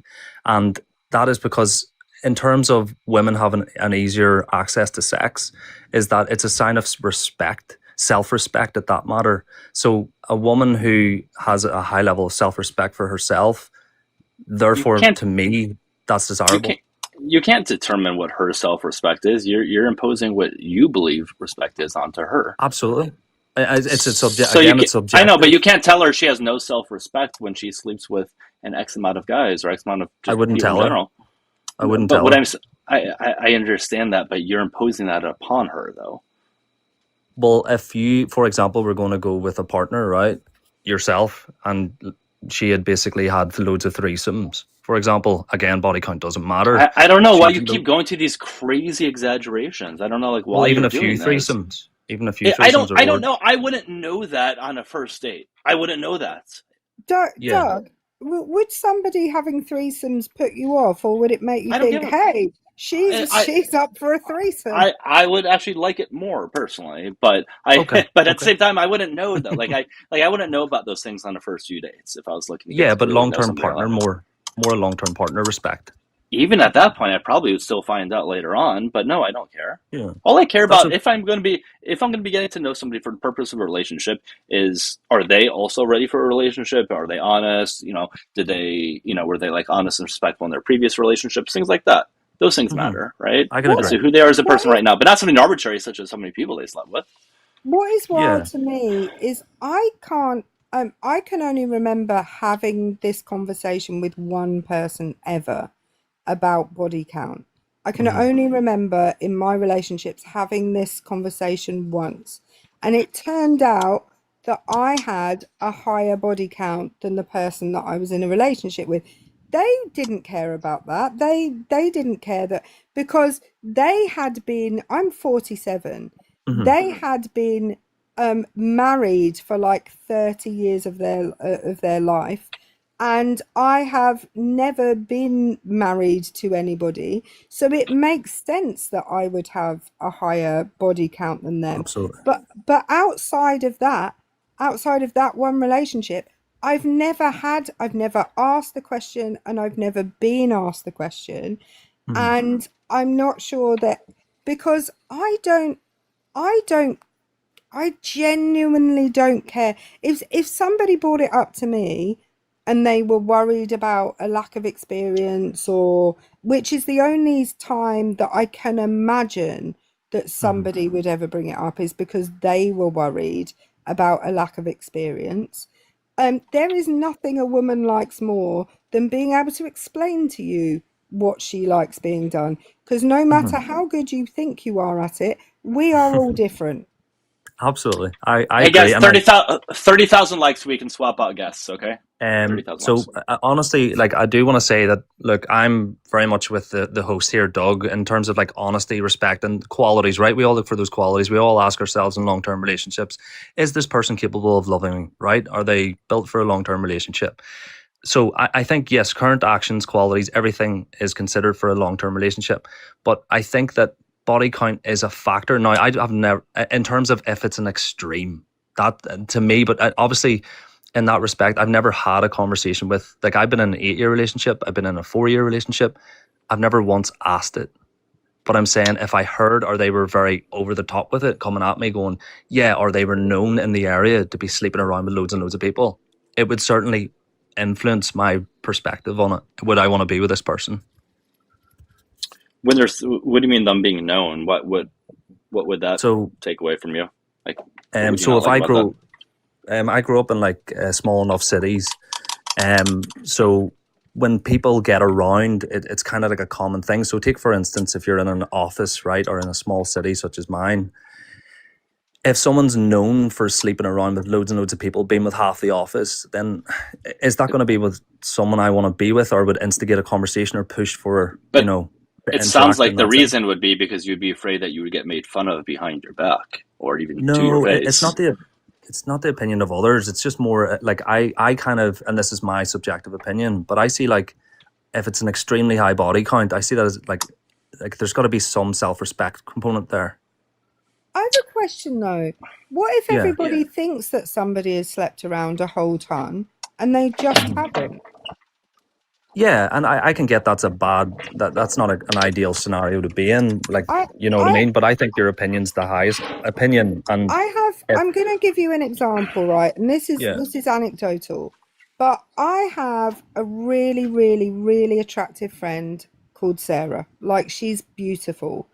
And when I was at university, she had a boyfriend at home. She had a boyfriend for the entire time that we were at university together. But the guys at university were constantly telling each other that they had slept with her because she was seen as a trophy. And so she got a really bad reputation when I knew, and her close friends knew, that there was nothing going on with her and any of the guys at university, because she had a boyfriend at home who she subsequently married. He used to come and visit her every weekend. There was nothing going on with anybody else.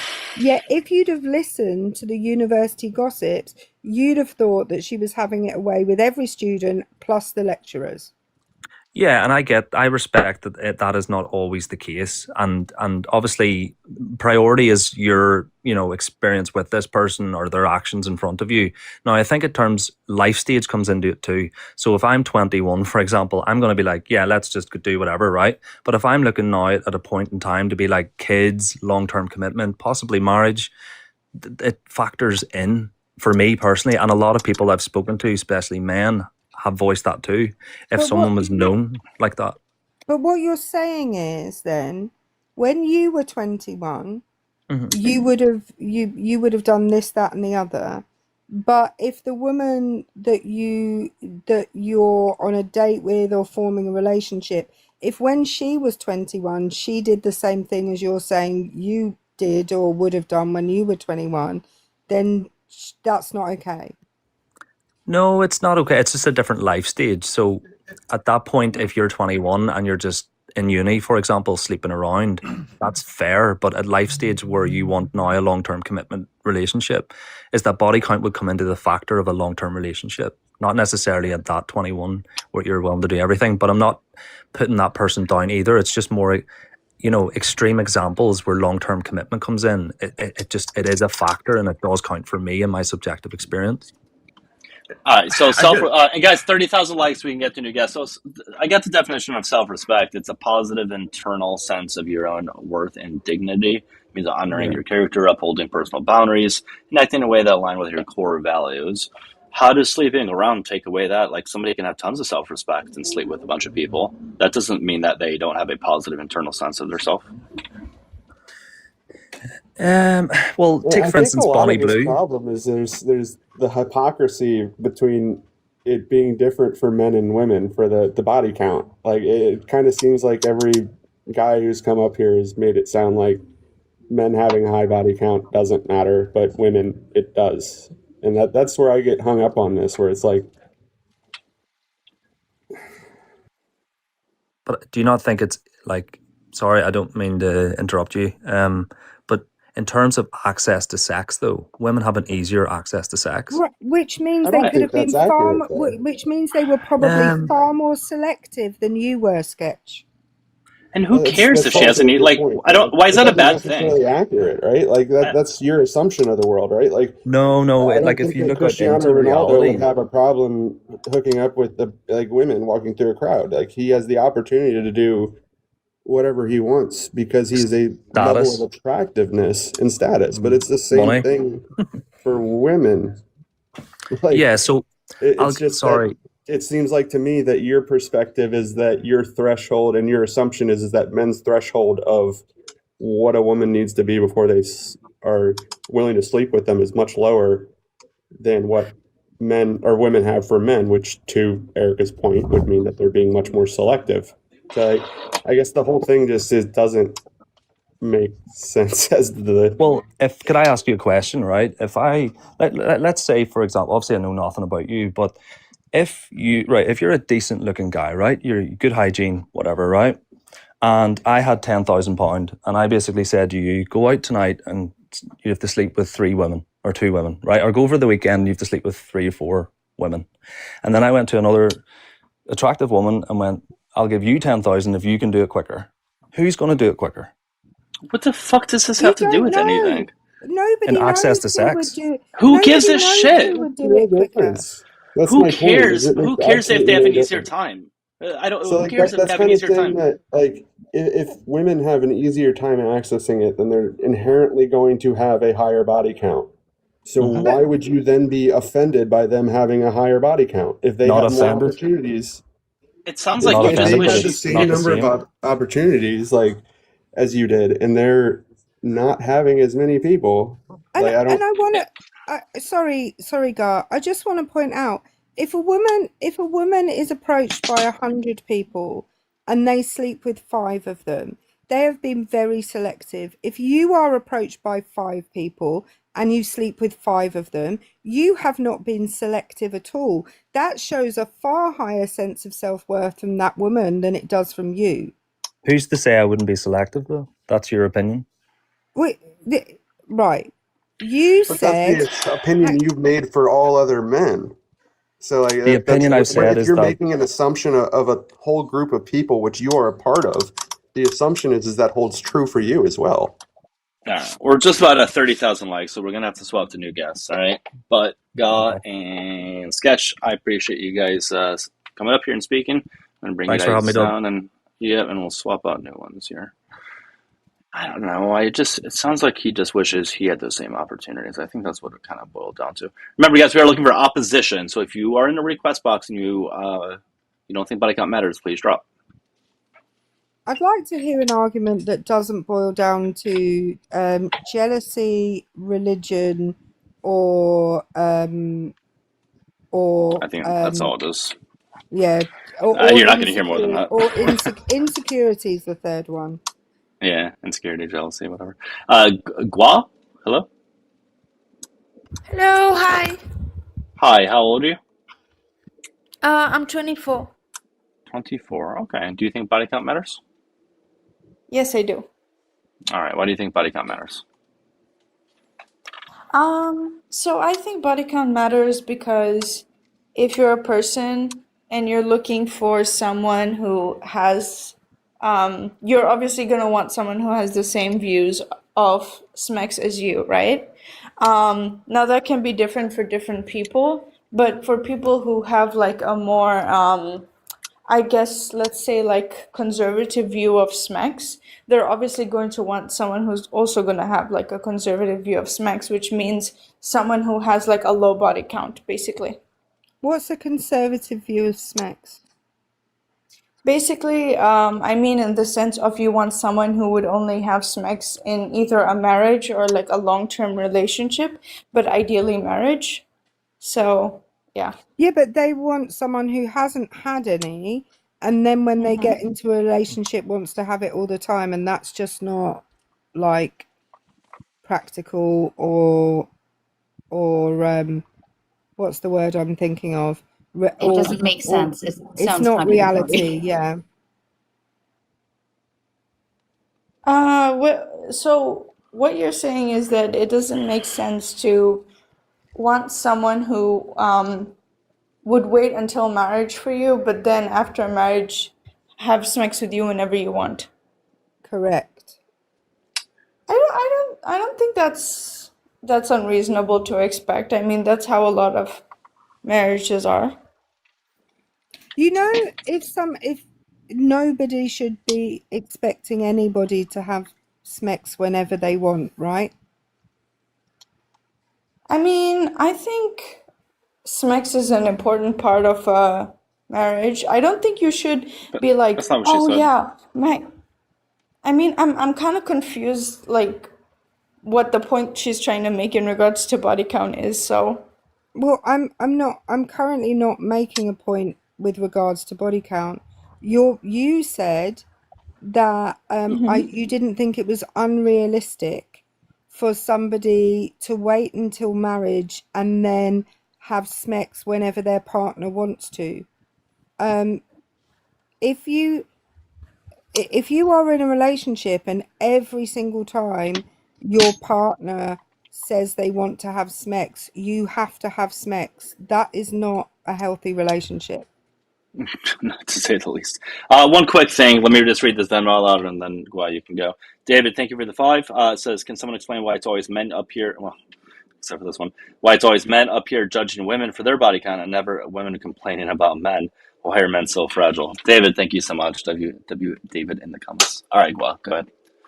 yeah, it's actually good that I came up because I'm here to judge men. No, I'm joking. I'm not going to judge anyone for their body count, but I personally wanted a man who had a low body count, and that did matter to me. But yeah, to what Erica said, I would say in general that you shouldn't expect your husband or wife to like force themselves into having sex with you, but Right, that'd at be the great. same time you can, yeah, exactly, that's evil and disgusting, but at the same time you can also acknowledge that you should prioritize your partner's needs. So yeah. So how do you determine a body, quote unquote? How do I determine a body? I would say that, well, I just go based on the definition of SMEX that I heard years ago, which is basically you're trying to make someone finish or they're trying to make you finish, right? So it could be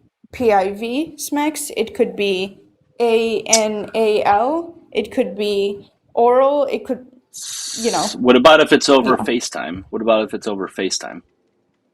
Yeah, I would definitely include that because you're Really? trying to make that person. So that would be set? That would be sex? personally That would be yeah. a body? If I did something over I FaceTime? personally would, yeah. I personally would, because my definition of SMEX is just as you're trying to make this person, finish, or they're trying to make you finish.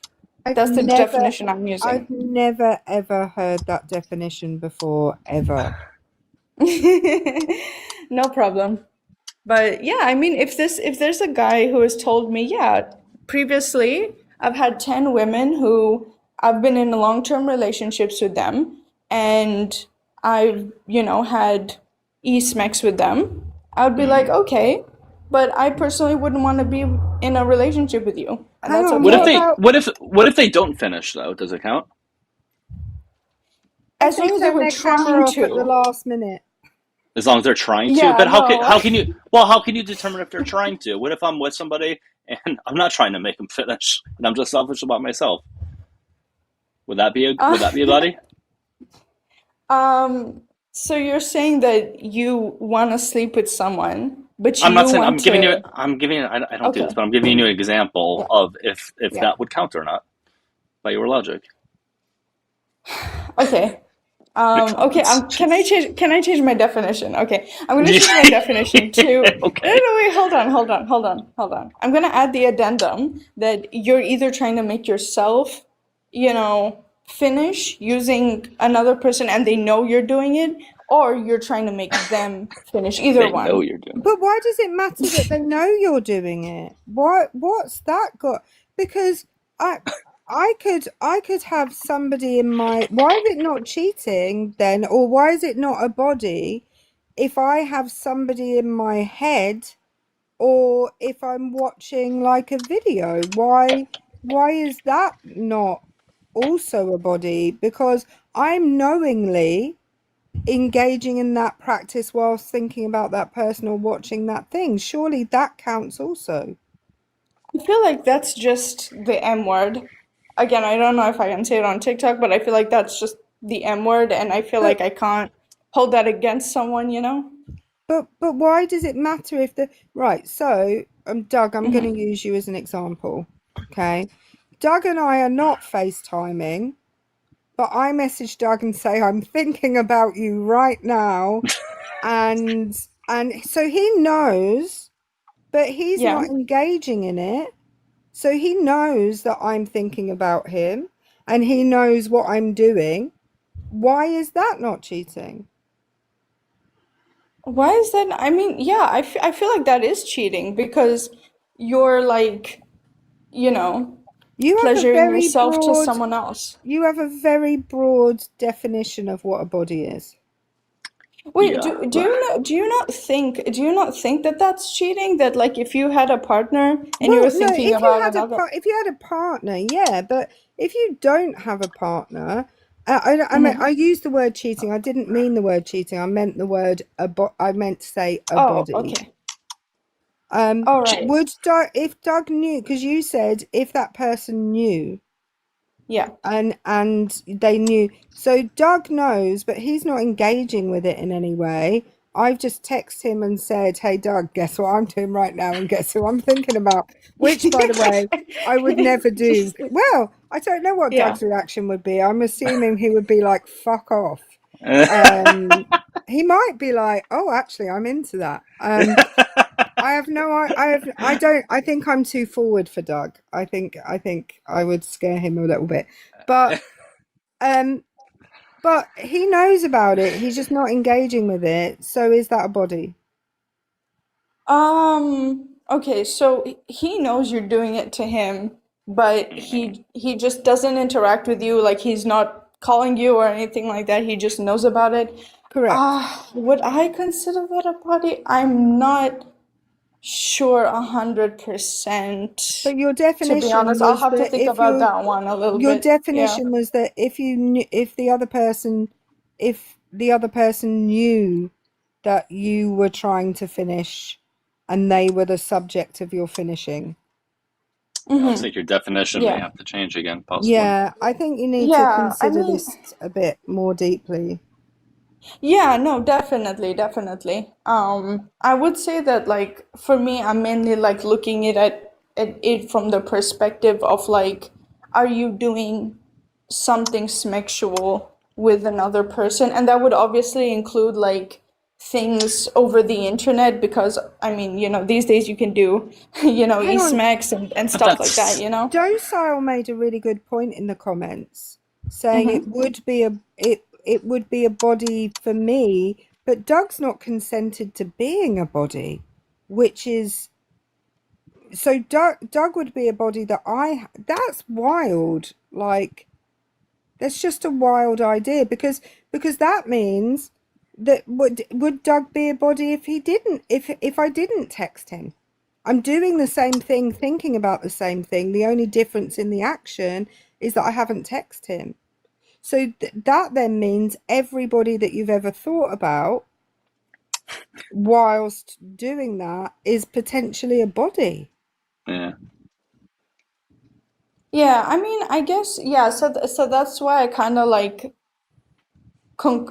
added the thing of like it has to be, someone that knows you're doing it to them, and things like that, because I mean, if we were to like include the thing of like, okay, just thinking about a person and like doing it to them and whatever, then like, I mean, everyone's gonna have a body count of like over 10,000, like automatically, simply by virtue of the fact that, Wait, so if that FaceTime scenario did actually like was the scenario, and you're saying like if they know about it, and the other person doesn't want that to happen, regardless of what the person who like is just saying, hey, I'm doing this, is that like rape to you? I mean, I wouldn't consider it SA, but it is kind of like sexual harassment, I think. Because, like, if you tell someone, I'm like, doing it to you, and they're like, I don't want you to do that, and you still do it anyways, like, isn't that You're like not showing sexual them harassment? anything, you're just saying something. Like, I don't see how this is considered harassment if you're just saying something. You're not showing them, you're not instigating anything further, you're not trying to talk to them in an uncomfortable way. Literally all you're saying is like one thing and then dipping.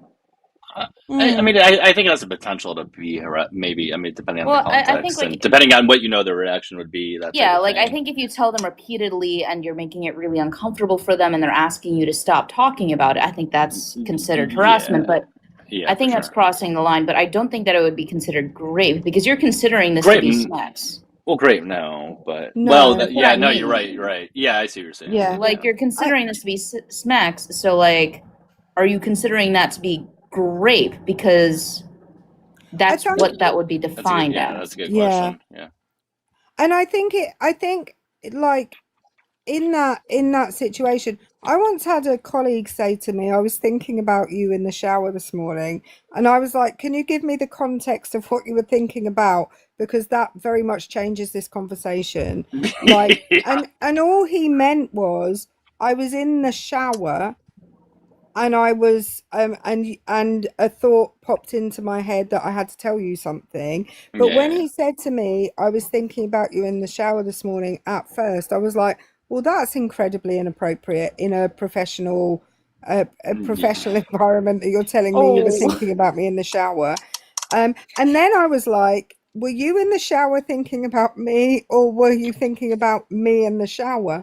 Because do you know, like, there's so many ways that kind of thing can be taken. But to start off with, I was uncomfortable either way until he was like, oh no, I was just in the shower and something that I had to tell you popped into my head. That's why we have to be very careful with our wording, guys, when we're talking about things. Yeah, that would be really funny.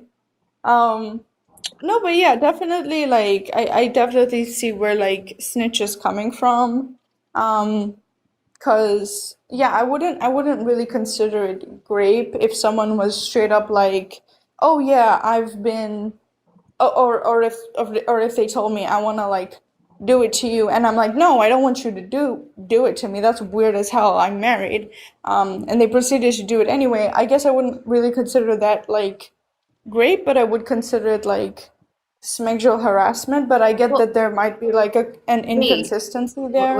Wait, because there's a difference between doing it and like telling them over and over again, making them feel uncomfortable by maybe even like sending unsolicited photos. There's a difference between that and saying, hey, I'm doing this, and then not saying anything at all, going to go do it, not sending any photos, not doing anything, just saying that you did it. That's very different. There's very different scenarios there. One I could consider so sexual harassment, and I wouldn't consider it rape. The other one I would just say that's just a scenario that happened. I don't think that that could be considered harassment because you're not harassing the person. yeah. Yeah, I get Hey guys, that. I guess. hold on. Hey guys, as a Sorry, reminder, go we ahead. are looking for opposition. So anybody who thinks body count matters, just hit the request button, and I'll bring you on up. Okay. All right, go ahead. Yeah, I definitely agree with that. I mean, like obviously, like we can't police like people's thoughts, you know, like whatever someone's gonna think, they're gonna think it. But I do think definitely that like, well, my whole issue, going back to the topic about like body count, right? The thing about it is that like ultimately, I just personally like wouldn't want a person who is like open to like doing a lot of sexual things to people that they're not in like long-term relationships with or that they're not married to, simply because that's just the type of relationship that I would want to have. Like if I went to a guy who had like a body count of like 50 plus and I told him, hey, I have a conservative view of smegs and I don't want to sleep with you until we're married or until we're engaged, he's probably going to tell me to F off. But if I go to a guy who, sorry, go ahead. No, you're good. Good. But yeah, so if I were to, you know, go to a guy who has similar views on me, right, who also has like a conservative view of smegs, he's probably going to have a very low body count because he's going to have only slept with either people that he's married to or people that he's had a long-term relationship with, which obviously wouldn't be too many. So yeah, that's my view. I hope you're expecting to not have a lot of smacks then. Like, I hope that's what you're expecting. I can confirm I am married and we do have a lot of smacks, but so, but yeah. Okay. Erica, were you trying to go? Well, I was just going to say, I think you're making an assumption about somebody who's had a certain number of has had a certain amount of experience, and that person wouldn't be willing to wait for you. That they might well be willing to wait for you if they think you're the one. And in my experience, men often, not all the time, but often, they decide that someone's the one, not necessarily because there is anything outstanding about that person. All the men that have been in friendship groups that I've kind of been around, when one of them gets married, they all suddenly are like, well, his wedding was really good and I might like to do that too. And then they all tend to get married around the same time as each other. And it's not necessarily because that person is like the most amazing person that they've ever met. It's because something just triggers within them of like, now's the time. And that I can say that about my brother's friendship group. I can say that about, you know, my friend Steve from the rugby team, and the guys at work all got married within a year of each other. And it does, I think there's some studies that have been done about that like, whereas women will be like, this man is the one that I want to get married to, men will be like, oh, she might be great, but now's not the time, you know. The taxi cab theory. The what theory? What is that? I think it's called the taxi cab theory. It's basically like men won't marry someone that they genuinely want to be married to. They'll just marry the person who's in front of them at the time that they want to get married. I mean, I've heard of that. I don't know how true it is, but you know. Okay. All right, guys. Again, we're looking for people that think body count matters. Okay, so if you're in a request box and you don't think it matters, please do drop. Okay. But yeah, I will say to. Oh, sorry. Go ahead. Rosella, you think body count matters? Yeah, particularly in men. I can explain why. Okay, I just need to know your age first. How old are you? Yeah, I'm 20. I was born in 2006. Wait, what was the last thing you said? I said I'm 20. I was born in 2006. Okay, cool. So why do you think body count matters? Yeah, I think particularly in men, I think when a man has, a very high body count, absent romantic relationships, I think that what that signals to me personally is that, he views women in such a way that like they're, only worthy for schmacks. And I think that in this day and age, it's very normal and very rational for women to want to prevent, or sorry, not prevent, like be precautious about, the kind of men that they date. And I think that it makes sense if a man has a high body count, if you assume that he is, the kind of person who does this, it makes sense to say, like, yeah, I shouldn't date him just in case. We've Well, spoken to you before on a different topic, haven't we?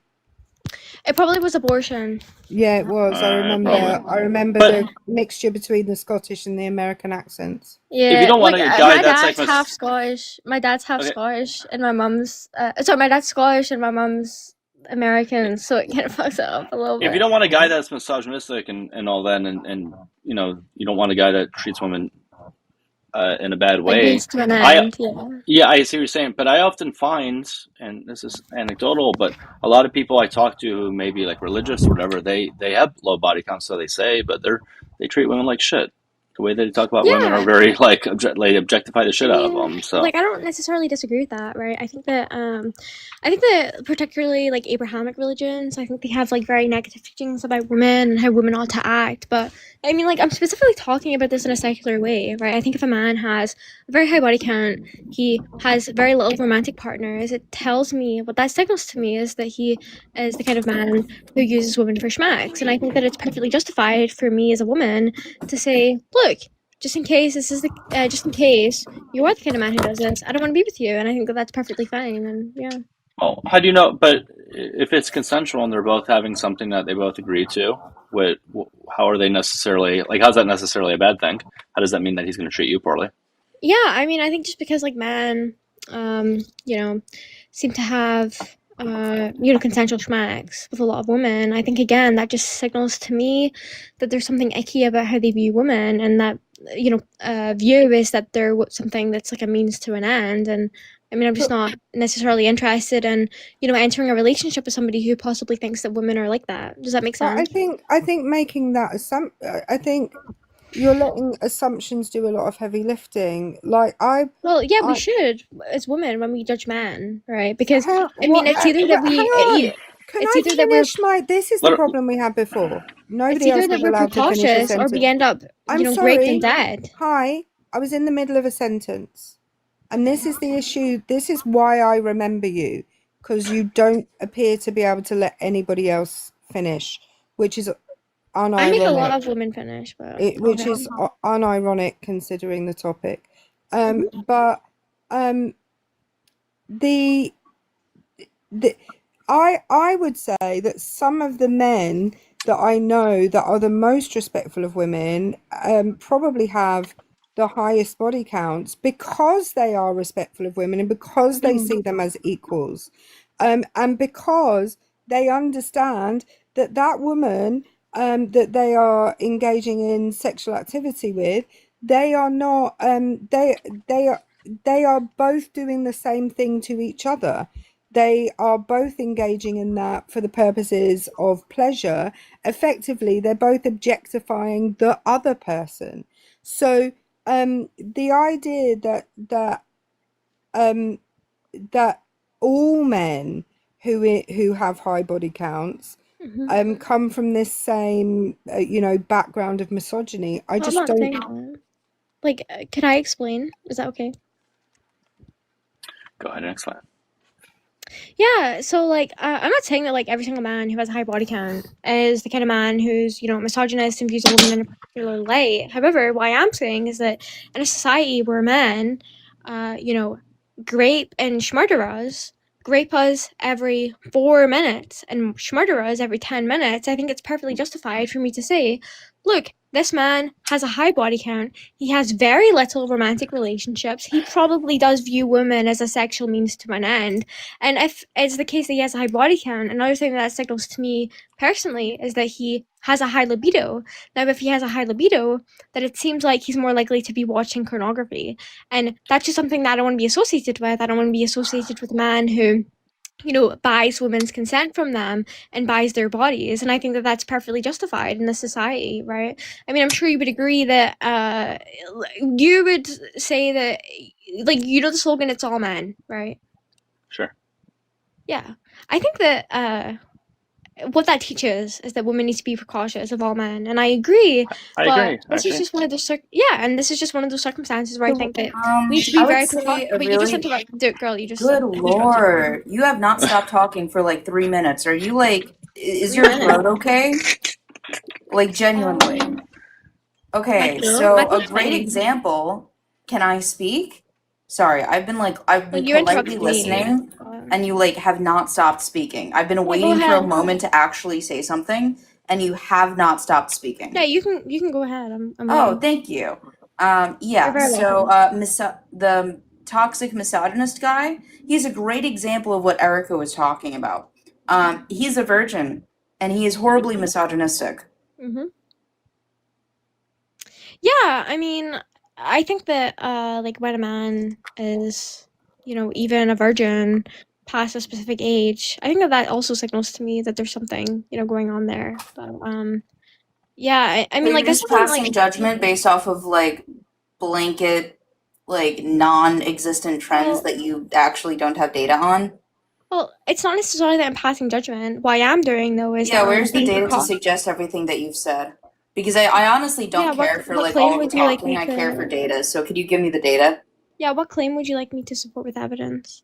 Yeah, so the claim that individuals who, like specifically male individuals who sleep around are going to be more likely to have negative outcomes with specific relationships in the sense that No, they're that's going to not be the more claim. dangerous.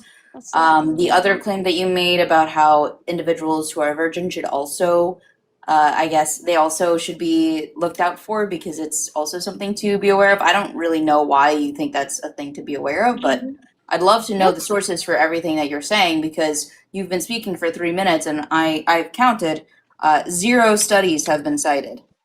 Yeah, I mean, it's kind of like like this is the kind of thing that we can just kind of do like a thought experiment on, right? I think that when I'm gonna pause you Oh, there. okay. I don't So you're care just about gonna thought interrupt me. Okay, experiments. I okay. care about evidence. So could you just give me the evidence? You want a statistic or like a Yeah, I citation want the that statistics. I male don't really care people about your who thoughts. sleep with a lot of women are more likely to just be viewing women as means to an end. You need a statistic for that, seriously? Yeah, so let's see Yeah. the statistic that people who have more bodies are more likely to be misogynistic. I'll wait for the PMID. Do you think misogyny is the kind of thing that we can like measure, especially Yes, when you it's an can internal actually. misogyny? Internal There are misogyny, things you you think can we can measure. measure that? There Yes, you absolutely are things can. you'd be able to measure. Internal misogyny, you think that's the kind of thing that we Right, can go measure? Yes, find you the literally data. can with a questionnaire. You can literally do it with a questionnaire. Now, can you please just give me the studies instead of talking? I'll be honest, I just looked it up and yeah, there are no studies that say that someone with a higher body count is going to be more misogynistic. Yeah, I mean, there's a lot of things you can look at to determine if somebody it may be misogynistic. You can see if there's like a highly likelihood of, I don't know, like of them like abusing their partner in relationships, and there's different things that you'd be able to look at. Yeah. Yeah, I think there's definitely like ways to measure like misogyny, but I think it's like to lend credence to Rosella's point, I think it's kind of like goes back and forth, because Snitch brought up toxic misogynist, and then you could also bring up like these guys like Andrew Tate and stuff. Like they have humongous body counts and they hate women, and they are even viewing it from the perspective like, oh, because women are so garbage, we can just like Well, sleep with them and cheat on them and throw them can away and stuff. can I just want to point out, we actually have no idea what these men I who have a study. say, shut up. Oh, okay. I'm not getting mad if you disrespect me like that, but No, yeah, Holy I am moly. too, because you don't I'm know. interested You in studying can't. it. You apparently can't tell that somebody was already talking. This is exactly why I remembered you, because you do not have any self-control and you are not listening to anybody ever. We don't actually know what people's body count is. So people like Andrew Tate can tell you that his body count is whatever he wants to tell you his body count is. And even if it's not that, he has the money to have somebody next to him looking like he has a body, whether he does or not. So I don't think in terms of those people who are trying to portray a certain image, I don't think we can make an assumption of what their body count is, even based on what they say. Because, Also, go on. just wanted to add on to what you're saying because I actually couldn't remember his name. I had to look him up as right-wing virgin conservative guy because I genuinely did not remember. And if you Fuentes. exactly, if you don't believe me, I genuinely Googled that because funny. I couldn't Let me see. remember. Right I wing. literally could not remember. That's pretty funny. But Nick, great example. He talks crap about women all the time, and he's very much a virgin. Hang on though, judging by Gua's definition, if the thing with Destiny is true, then he has at least one body. I heard about that thing with Destiny too. I can totally see it being true. I wouldn't be surprised if it was. Guys, we are looking for opposition. If you think body count matters, hit the request button. So I just wanted to ask, do you guys would, because I hope I'm remembering like the situation correctly. One of them gave oral smacks to each other. You guys wouldn't count that as a body? Because I would. No. Really? I wouldn't count that as a body. In my head. Sorry, that's just my personal opinion. I think the word, this is just and it might make me sound awful, but I cannot contemplate anymore as a fully grown ass woman having a body temperature fluid in my mouth, whatever that fluid is, whether it's a cup of tea that's going cold or whether it's anything else. Having body temperature fluid in your mouth is gross. And I'm just going to leave it at that. Okay. Fair no enough. comment. Yeah. Oh my gosh. Okay, so would you let me ask this. When it comes to for example, cheating, right? Do you hold the same standard for cheating, or would you view it in a different way? And what I mean by that is if your partner was to give another person oral smacks, would you consider that cheating or not? I think it depends on the arrangement you have with your partner. It's very dependent. And everybody's relationship is different. And if you and your partner have agreed, but personally, I go for monogamous relationships. I would consider that to be cheating, but it depends on the arrangement that you have with your partner. Yeah, some people they'll say looking at porn could be cheating for in their relationship. Other people have much looser standards, so I think it just depends on the couple.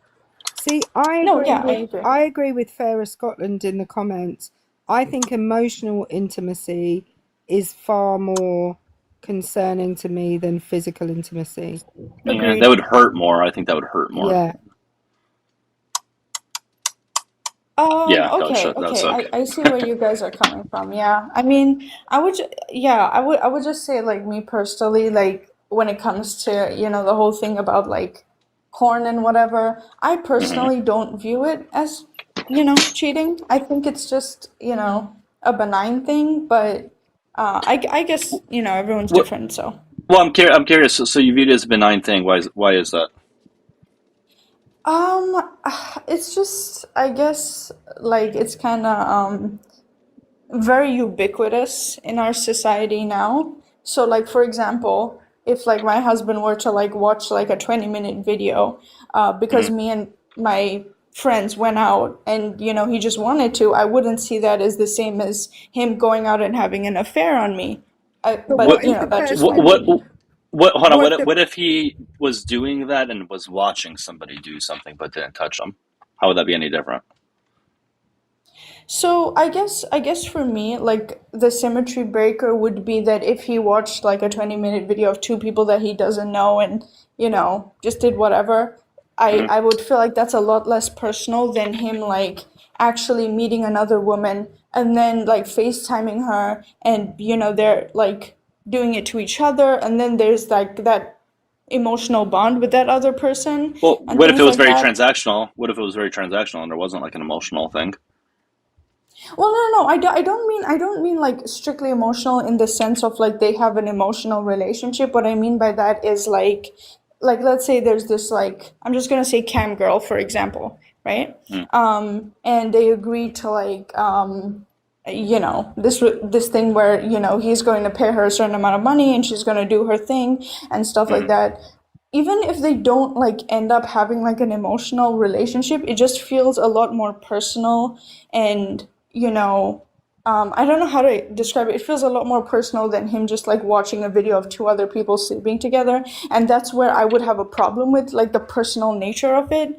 What if he went? What if Yeah. he went to like an adult establishment, like a strip club or something, and somebody was thrusting their, you know, their chesticles in his face,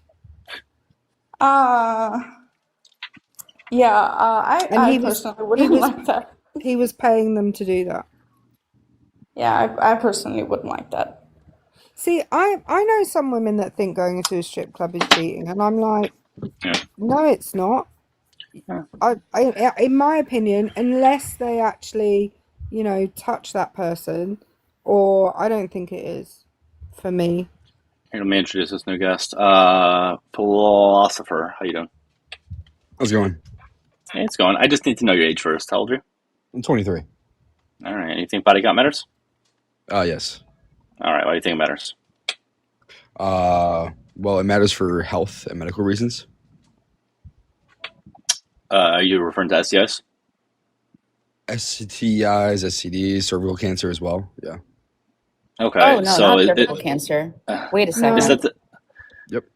Yeah, no, not cervical cancer, because if you have the HPV vaccine, then that's pretty much a non-issue. Yeah, I was Yeah, going to there's say, studies on it. They did a meta-analysis on it. everybody in the all young people, male and female, get the HPV vaccine in the country I live in for free from the government. So it's Okay, not. but then what does matter mean to you guys then? Like, what's the definition of matter? Yeah, so HPV is responsible for approximately 99% of like the cervical cancer cases, or at least it was before the HPV vaccine was introduced. Once the HPV vaccine was introduced, there have been studies since then demonstrating that the HPV vaccine can pretty much eliminate your risk of having cervical cancer. Specifically, I can cite you that particular study because it's one of my favorites actually. Let me pull it up.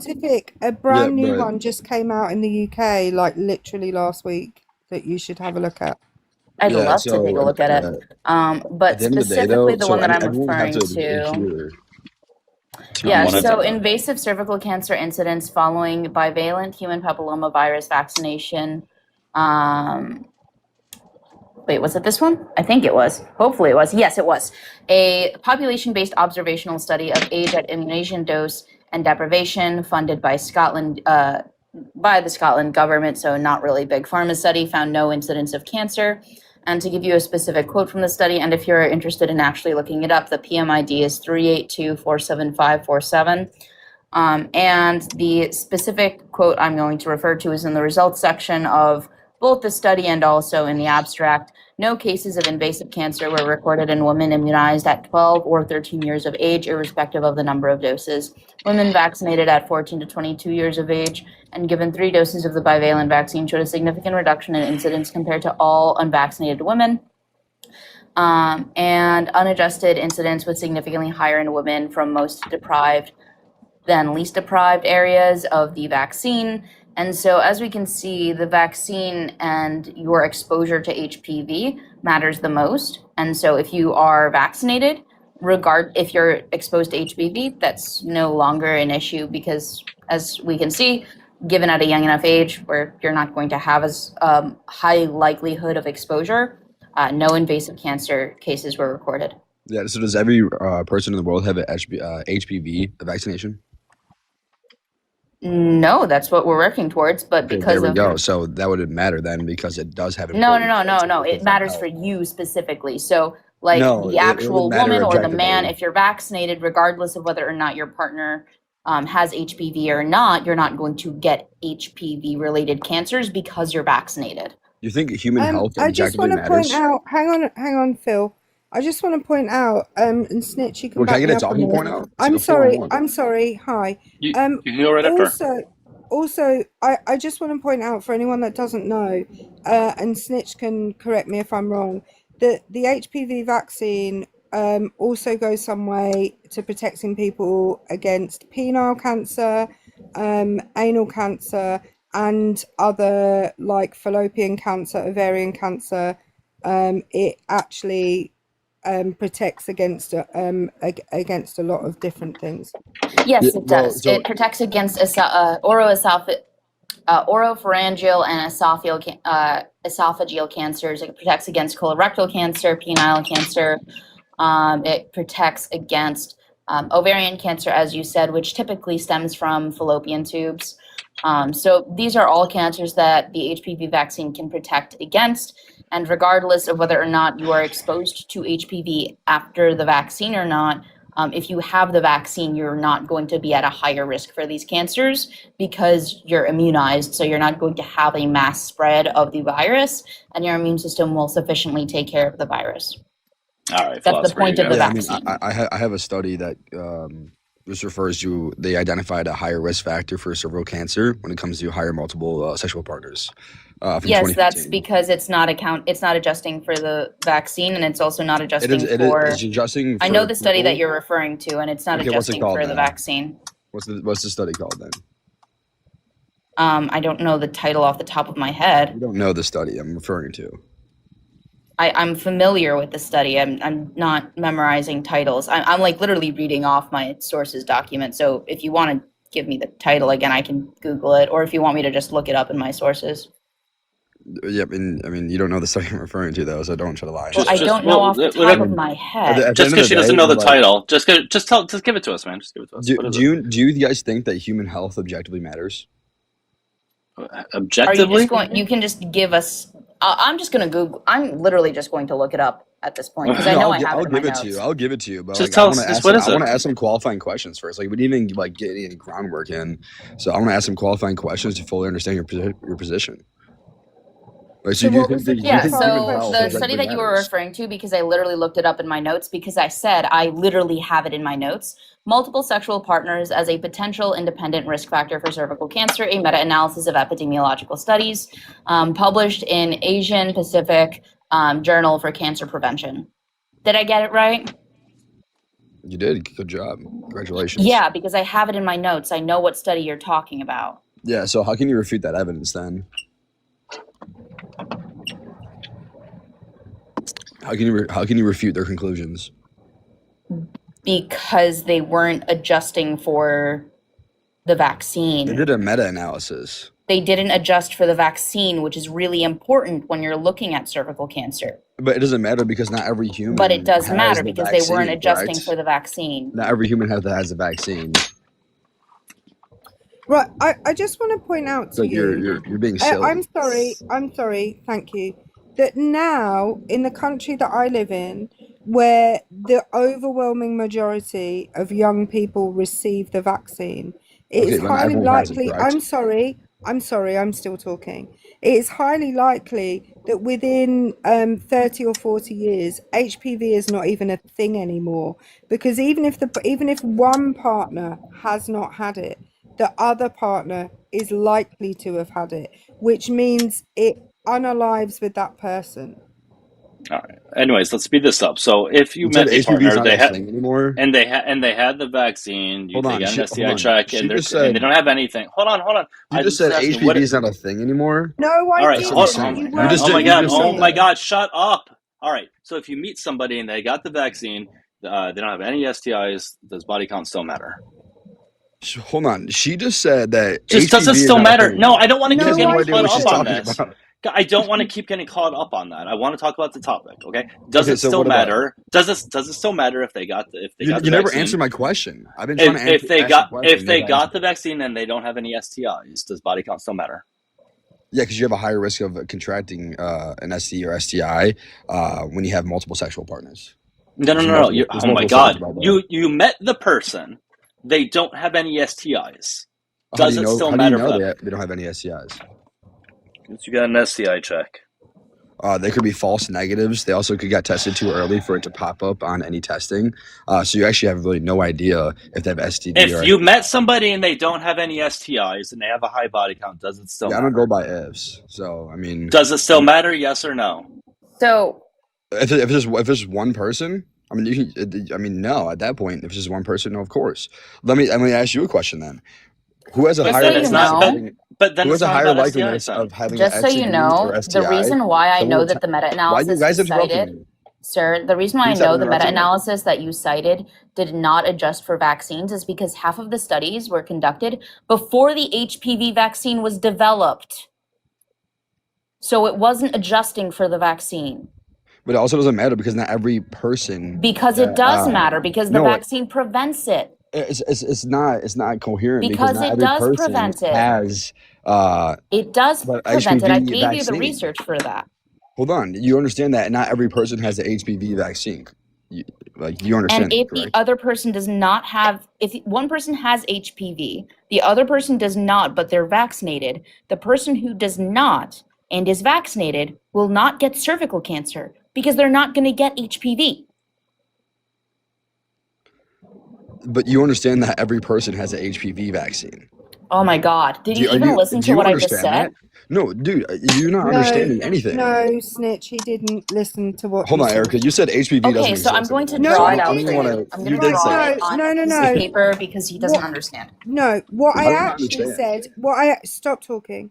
What I actually said was within decades, it will be eradicated. I didn't say it doesn't exist right now. I said within decades, it will be eradicated because here, 75% of young people by year 10, which is the age of 15, have been vaccinated for HPV, which means in 30, 40, 50 years, as the people that haven't had it unalive, all of the new people will get it and it will be eradicated. I at no point said that it does not exist right now. You still haven't All proved. right, so You I'm still going haven't to proved draw to. for you because you can't seem to understand it. So, Can person you number guys let me one, talk? this is Like, you guys going to aren't letting be me talk little at all. blue person. This is how you win arguments. You just mute and Hey, overtalk people. Erica, you want to mute him while I thank you. So, Exactly. this is going to be person number one. He has HPV, okay? This is person number two. She does not have HPV, but she is vaccinated. Now, these two make love. Because she is vaccinated, she will still not have HPV. He will still have HPV and should still be screened for getting cancer because he has HPV. Because he probably had HPV before the vaccine was invented. Mainly because a lot of people who have HPV may pass on because of the fact that they literally have HPV, pass on some of the risk of cancer that they have due to various epigenetic factors and potentially even unconsensual interactions with family members, resulting in this guy having HPV. Or he just had a sexual encounter before the HPV vaccine was invented and got HPV. Regardless of the issue, she still doesn't have HPV, and as a result, You understand? Hold on. no cervical I cancer. understand what you're saying, but you know, if you have the vaccine, you can still get HPV. Oh my God. This person, no HPV, vaccine, Yeah, but if they had have, intercourse with somebody with HPV, they can still no get cervical HPV if they have cancer the vaccine. because of the vaccine. But they can still get HPV if they Okay, have a can you vaccine. can you tell me then, You're if being so that's the case, silly. if that's This is the ridiculous, case, dude. if that's How is the it case, why ridiculous? have You there can still been, get HPV. sorry, if that's the case, why has cervical cancer in the UK been eradicated in people under the age of 35. There hasn't been a case. It's not about getting cervical cancer. It's about getting HPV infections, though, too, as well. But if people were getting HPV infections, Yeah, not every HPV infection leads to cervical cancer. Some of them would have developed a cancer in response to Yeah, that. that's the point of developing a vaccine for the high risk strains. No, I understand that, but you guys Because still not haven't all proved. HPV leads to cervical cancer. And so the HPV strains that do lead to cervical cancer, we vaccinate for, So how which would is it why not that matter then? scenario exists, where somebody who is vaccinated but doesn't have HPV can have intercourse with somebody with HPV and still not get HPV But they can because still they're get it, fucking though. vaccinated. They can still get it with still having No, a they vaccine. can't. Yes, they can. You can still get HPV. Not the high risk strains. You can If still that get were the HPV. case, Okay, then listen, cervical cancer cases would still be but you can still get sky fucking HPV high. while having the vaccine. Oh my So it's god, certainly are the you same. this dense? What do you mean? How am I dense when you're saying stuff that's not correct? You're saying you can't get HPV if you have the vaccine, which you still can, which is just Not the silly to high say. risk strains that lead to cervical cancer. That's the whole fucking point. Yeah, but is HPV infection bad in the human health? Oh my god. Not if it doesn't lead to cervical cancer. All right, so we got to this because So, I this mean, is what you say body count matters. I think you're the one who's being dense because Okay, cool. you haven't even answered if human health is objectively. We are such we This are is we are ridiculous, off of bro. a side topic of a side topic of a side topic. You're saying this is the reason why Because body these count matters people because there's on your panel are some sort taking of it that chance way. that you'll have cancer. What? Because Erica and the scientific chick are taking it to a whole different sides of arguments. Can you Okay, not call me the scientific chick? I don't know Like what you your can name just is. say scientific. Well, now you're offended. Great. No, because you're being like sensitive Stacy over here. weird, dude. How Why am I are you being just weird? You guys went on you're, like you 12-minute just monologues. you called and I Erica by barely- her name and then called me the scientific chick. Are you a chick? Want me to call you little boy? Want me to call you little buddy? I mean, All right, now your name calling. Okay. Again, you're saying body count matters because of this reason, right? I said multiple Because- reasons, and they decided to want to attack the cervical cancer reason. Well, no, we kind of stopped at this one, but what was the other reason beyond I mean, objectively, STIs? it's human health I don't know why you keep saying objectively. because it objectively matters, 100%. Because I No, think that's human health. subjectively. That's subjective. What do you think human health objectively matters? Matters for what? Matters for human survival. Not in general. No, one person being sick doesn't cause humans in general to not be able to survive. Well, you think humans- cancer hang is on, objectively like terrible? Are there still humans? Are there humans now? What is she asking? What does this have to do with anything? Do Are humans humans- exist? Do humans exist right now? Yes, humans are humans. Okay, and what you're telling me is they've managed to exist through plague, through pestilence, through poor nutrition, through dirty water.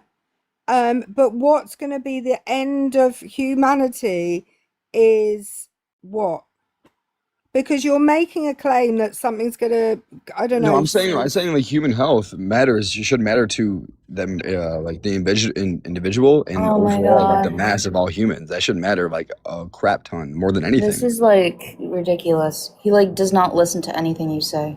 I just listened to what she said. She says, No, you didn't. When I told you that the vaccine. vaccine prevents cervical cancer cases, which is the number one issue with getting HPV, Yeah, but we already you determined that not pivoted every and said, human "Oh yeah, has but the you can HPV still get like vaccine." you can still."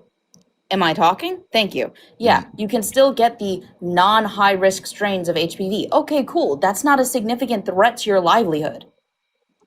No, what I'm saying is not every person has the HPV vaccine, and you haven't determined. Oh my you haven't God, I refuted showed that. you the scenario But you haven't there. refuted that though. But I did. I showed Which you is the so scenario silly. in which somebody could have HPV, have No. intercourse with somebody who doesn't have HPV but is vaccinated, So how and you guys they defining won't matter get then? cervical cancer Oh from my that God. HPV because they're vaccinated. How are you I defining don't matter then? think- Because matter means like to Snitch, be important or to have significance or to be important. Shut up. Snitch, I don't think he understands about herd immunity and how that all works. Like I know, I the just point don't is- think he understands. No, Right but over his I don't want to get too much into that anyway. So back to the body count thing. You're saying it matters because of health, the health of the person, right? 100% individual and like overall human health. Yes. Okay, there's a lot of things that affect people's health, right? There's a lot of things that encompass somebody's health. So how does one person who may have a body count of 20, how does that mean that they may have worse health than somebody with a body count of 1? Well, You they know have a that higher person risk with a body, of contracting but that person with STD. body count of 1, what that person with body count of 1 doesn't work out. They, they eat a lot too much, and whatever the case might be, that person may not be as healthy as the other person. Yeah, of course. But we're talking Right. about body count, right? So like you have a higher risk of getting an STD or STI when you have a higher amount of bodies, sort of say. But you're not taking in what Doug is saying is you're looking at one thing in isolation, and you're not, when you say does health matter, does it objectively matter? You don't, in this scenario, you don't think that health objectively matters. You just think that STIs objectively matter because you're not taking into account all of the other parts of somebody's health. Are they, is this person a smoker? Are they a heavy drinker? Are they exercising? Are they demonstrating the basest of human hygiene, which perhaps is the reason that they have a 0 body count? Like be for real. That's why I don't think that Yeah, this is I'm the not. I'm real not reason. denying that there's multitudes of like human health, of course, but we're talking about body count. So I'm trying to pinpoint like STIs and STDs are like health, Okay. concerns. But then this isn't the reason why you care about body count. Then just No, tell that us the is the real reason reason, why. because it's not about. No, it's not, because we just give you It numerous is. scenarios where somebody can have better health than somebody who has a higher body count or No, we're lower just body talking count. about. We're just talking about pinpointing on STDs or STIs because that can directly affect like. Again, I what already happens gave to you a your body scenario count. where somebody. I already gave you a scenario where somebody has a high body count and they don't have STIs, and you still We said don't body know count that for matters. sure. We don't know that for sure. You already said body count still matters, so just tell us what the reason I didn't is. say body count doesn't matter. When did I ever say that? I have a question. No, you said it does matter. Yeah, it does. Yeah. I have a question, Phil. We don't know if they have an STD I or have a STI because question, it can be Phil. false I have negatives, a like I said before. Phil, hi. I have a question. See, you Even seem if like you interrupt all the time, and you don't want anyone else to overtalk you. because you're making ridiculous claims and you don't know No, what you're talking I about. backed all my claims that I made. You also won't stop talking. Say for I won't stop example, talking. Okay. say for example, somebody has contracted HIV. It's too early for them to tell, and then they sleep with somebody. But hopefully they're being safe, and therefore the other person won't contract it from them.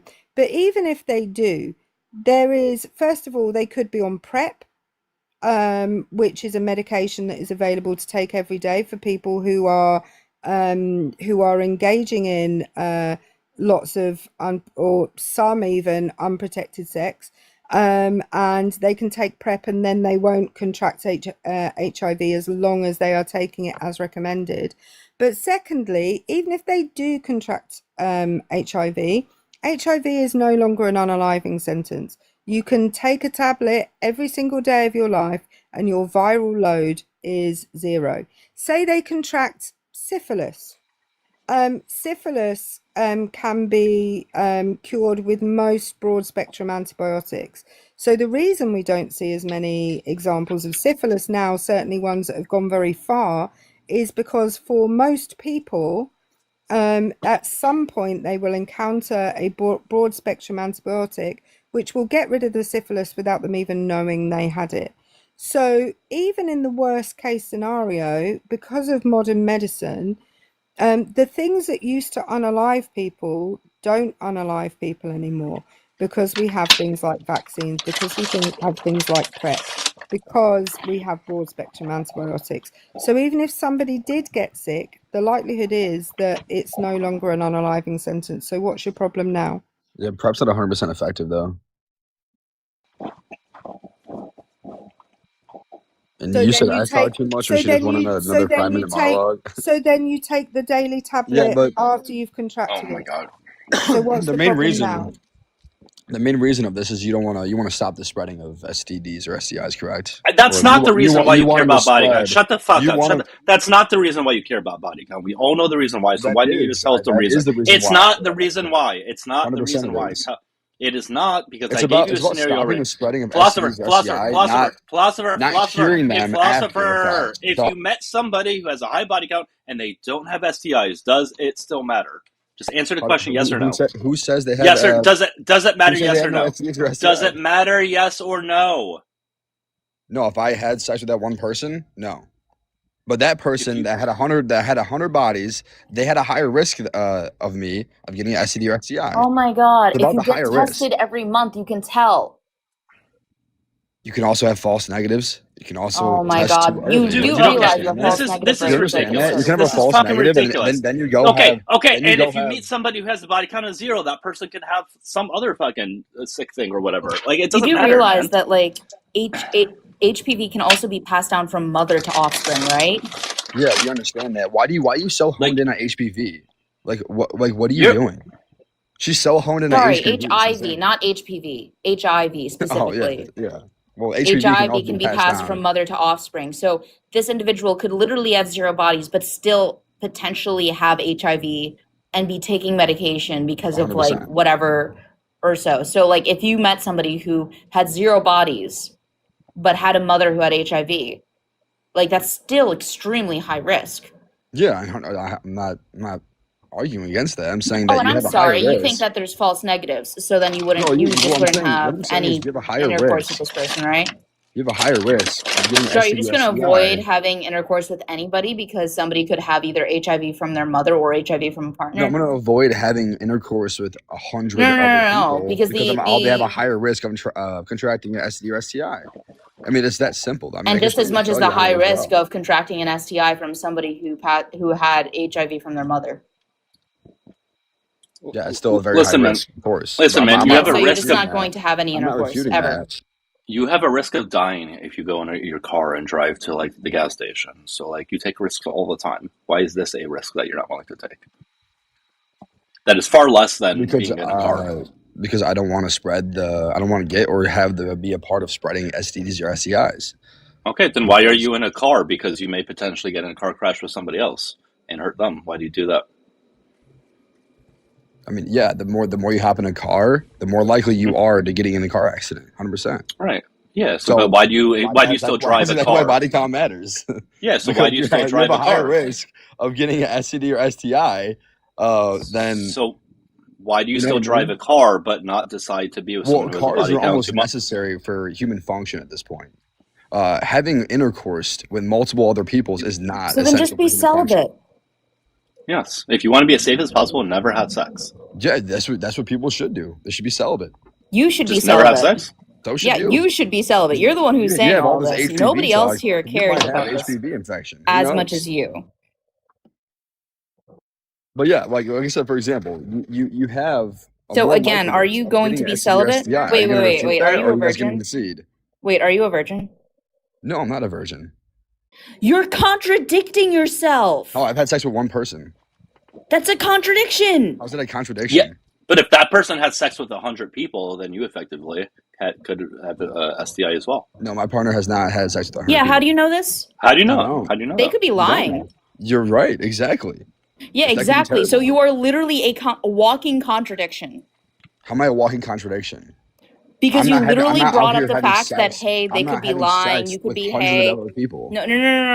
You I literally am brought up the practicing fact what that, I'm hey, preaching. wait, no, shush. How many bodies do you literally have? said, sir, How you many literally bodies do you said, have? hey, they could be lying. You said, hey, their mother could have HIV and pass it down even if they have 0 bodies. So in reality, everyone should just be celibate. You literally said 3 seconds ago that everyone should just be celibate, and yet you yourself They are not should. celibate. You are a walking contradiction. If I can go back, I would be celibate, 100%. You are a walking contradiction. So If I can go back, I would be congratulations. celibate. Yes. How many bodies do you have? Saying How many if I bodies do you could go have? back, it's saying if I could go back, I would be celibate. Still makes you a contradiction. Just so you know. All right, I don't Because want to you talk to the therapist didn't. no more because Sorry, she's you incoherent. didn't. You How many didn't bodies do you state. have? You didn't Scientific? state 560. Well, I don't know why you keep asking her that. Stop asking her that. I'm just gonna She asked say. me. I'm just gonna. She asked me I'm if I was gonna a pick a virgin. Why can't I ask random her? number. I asked you because you 563. care. So I tell me, don't how many care. bodies do you have? I don't care. So why does it matter? Well, I mean, You should care. because You have a want to higher be risk of getting celibate. STD or STI. You guys haven't refuted that yet. Dude, you're the one who wants to be celibate, so You want you're to the one run who around the argument cares. so bad. You won't even didn't attack have to my position. answer, but you're the one who gives a shit about this stuff. I don't care. So you're not Hey gonna guys, we're looking for opposition. By the way, every time you have sex with somebody, if they do have something, you increase your risk of contracting it from them. So you should probably stop. Yeah, she's incoherent. But I'm not you guys incoherent haven't. You at guys all. haven't attacked my position at all. Everybody else understood what I was talking You about. said HPV doesn't exist anymore, so I don't I want to never hear it. said that. She never said that. She No, never right. said that. Let's ask She never everybody, said that. shall we? Comment section. If No, I we're not said gonna comment, because HP, no, we're going to ask the comment section. They're so biased. We're going to ask. Oh, so are you saying they're all liars? No, I'm saying they're gonna agree with whatever you're gonna say in the chat. Doug, is this Put it on? there. Doug, are you I'm on YouTube the at the tube. same time? Oh, I so know, I can saw go people back there. and I can go back and play to him that that's not what I said. You can, yeah. Oh, wild! You did say that. Okay, great. You quite literally said that. I'm gonna go back and find it. Give me a sec. Well, you're gonna refute my point, like at all? What is your point? Do I have to hold your hand through this? Like you didn't hear anything I've been saying for the past 20 minutes? What's your point? Okay. That you can get STIs, right? The reason why body count matters is because you have a higher risk of getting an STD or STI with the more sexual partners you have. Okay, Says but the again, guy if who had you a sexual partner. yes, but if that's something you really care about, if that's something you really care about, then you shouldn't have had sex at all. And if Yeah, you you care should have about just been something, celibate, bro.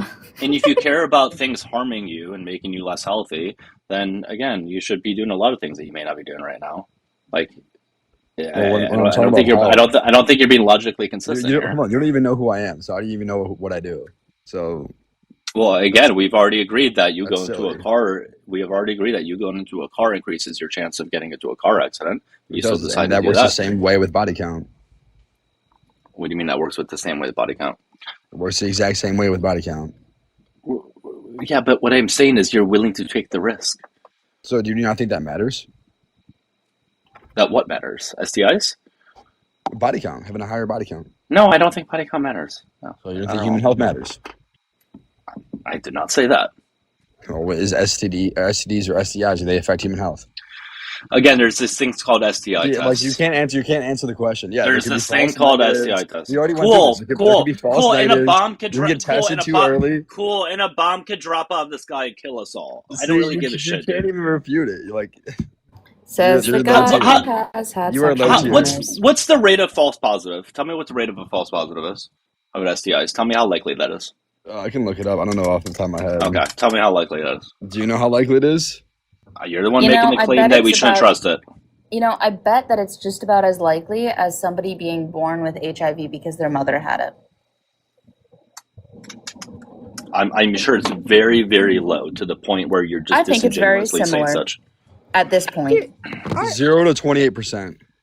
0 to 28%. 0 to 28%. That sounds accurate. All right, what do you got? Centers Surgeon Care. Snitch, do you just while Doug's looking this up? Snitch, do you remember that in the 1980s there was a whole raft of people who contracted HIV from having infected blood, particularly? You guys are low tier. I have to go. But you haven't refuted it. Yeah, you haven't refuted any argument that I brought up here. No, you guys are very low tier. Erica, you're incoherent. You said Yeah, so tainted blood carries a transmission risk of roughly 92.5%. So 1 in 10 accidental needle stick injuries. And about accidental needle stick injuries carry around a 0.23% risk, but that's still higher than the false positive rate for, like, let's say an HIV test. So let me read the Venmo. Let me read this Venmo real quick. So you can go. You can do it. Go. Oh, I was just about to say also intravenous DRUG use in like hospital equipment. There's approximately like 1 in 158 instances of that will result in HIV, which is actually kind of scary. Holy crap. All right, Michelle, thank you for the $1 on Venmo. I really appreciate you, W. Michelle. It says he cares so much about human health. Did he get a COVID vaccination? I guarantee you the answer would be no. And does he get the re-up each year? I would venture to guess no. Again, that's why it wasn't the real reason why he cares about body count. It was one of those like smokescreen things where they just pretend that's the reason. But we all, again, know the reason deep down. They like to say it's STIs, this or that or whatever, but it's always insecurity. Every time. All right, guys, we're looking for opposition, please. Hello? Yeah. Hey, okay. Hey, how you doing? I'm friendly and I'm friends with Stitch. Okay. I am just looking for opposition, just people Yeah, to debate. That's yeah, that's body count right. I matters. wanted to talk to the last guest where he's like, oh, increasing. You have increased risk of STDs and STIs. Okay. When You increased got a lot of partners, background it's like, noise. nah. You got a lot of background noise. I am only looking for opposition. Please don't take it personally. Guys, please, when I say I'm only looking for opposition, I am only looking for opposition. Plus, yeah, I had a lot of background noise anyway, so it was hard to hear you. All right, I'll give it a few more minutes for somebody to come on up, but I have been live for quite a while. I was not planning on being live this long. Hey, here I am. Did you look back on YouTube, Erica? I'm just doing it now. You can hear Snitch. Yeah. I don't know how long ago it was, but I'm sure you'll find it. Thank you. Thank you, thank you, thank you.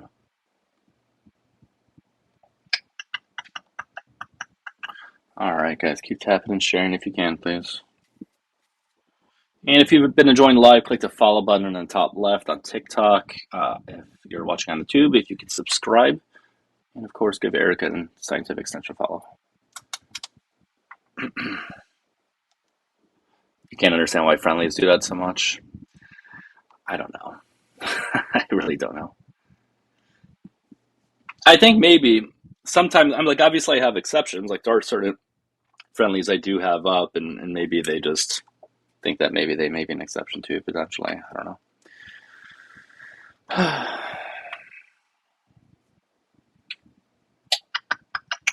All right, well, let me find somebody to raid, since I'll probably be ending pretty soon anyways. Who do we got? Who do we got?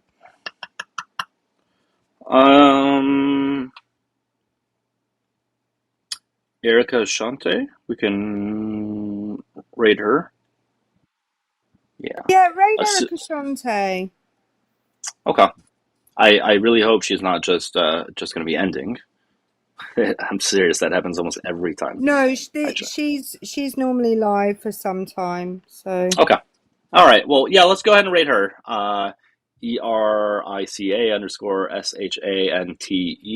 I don't know if there's anything else for her name, but mods or whoever, if you can put her handle in the comments, that'd be great.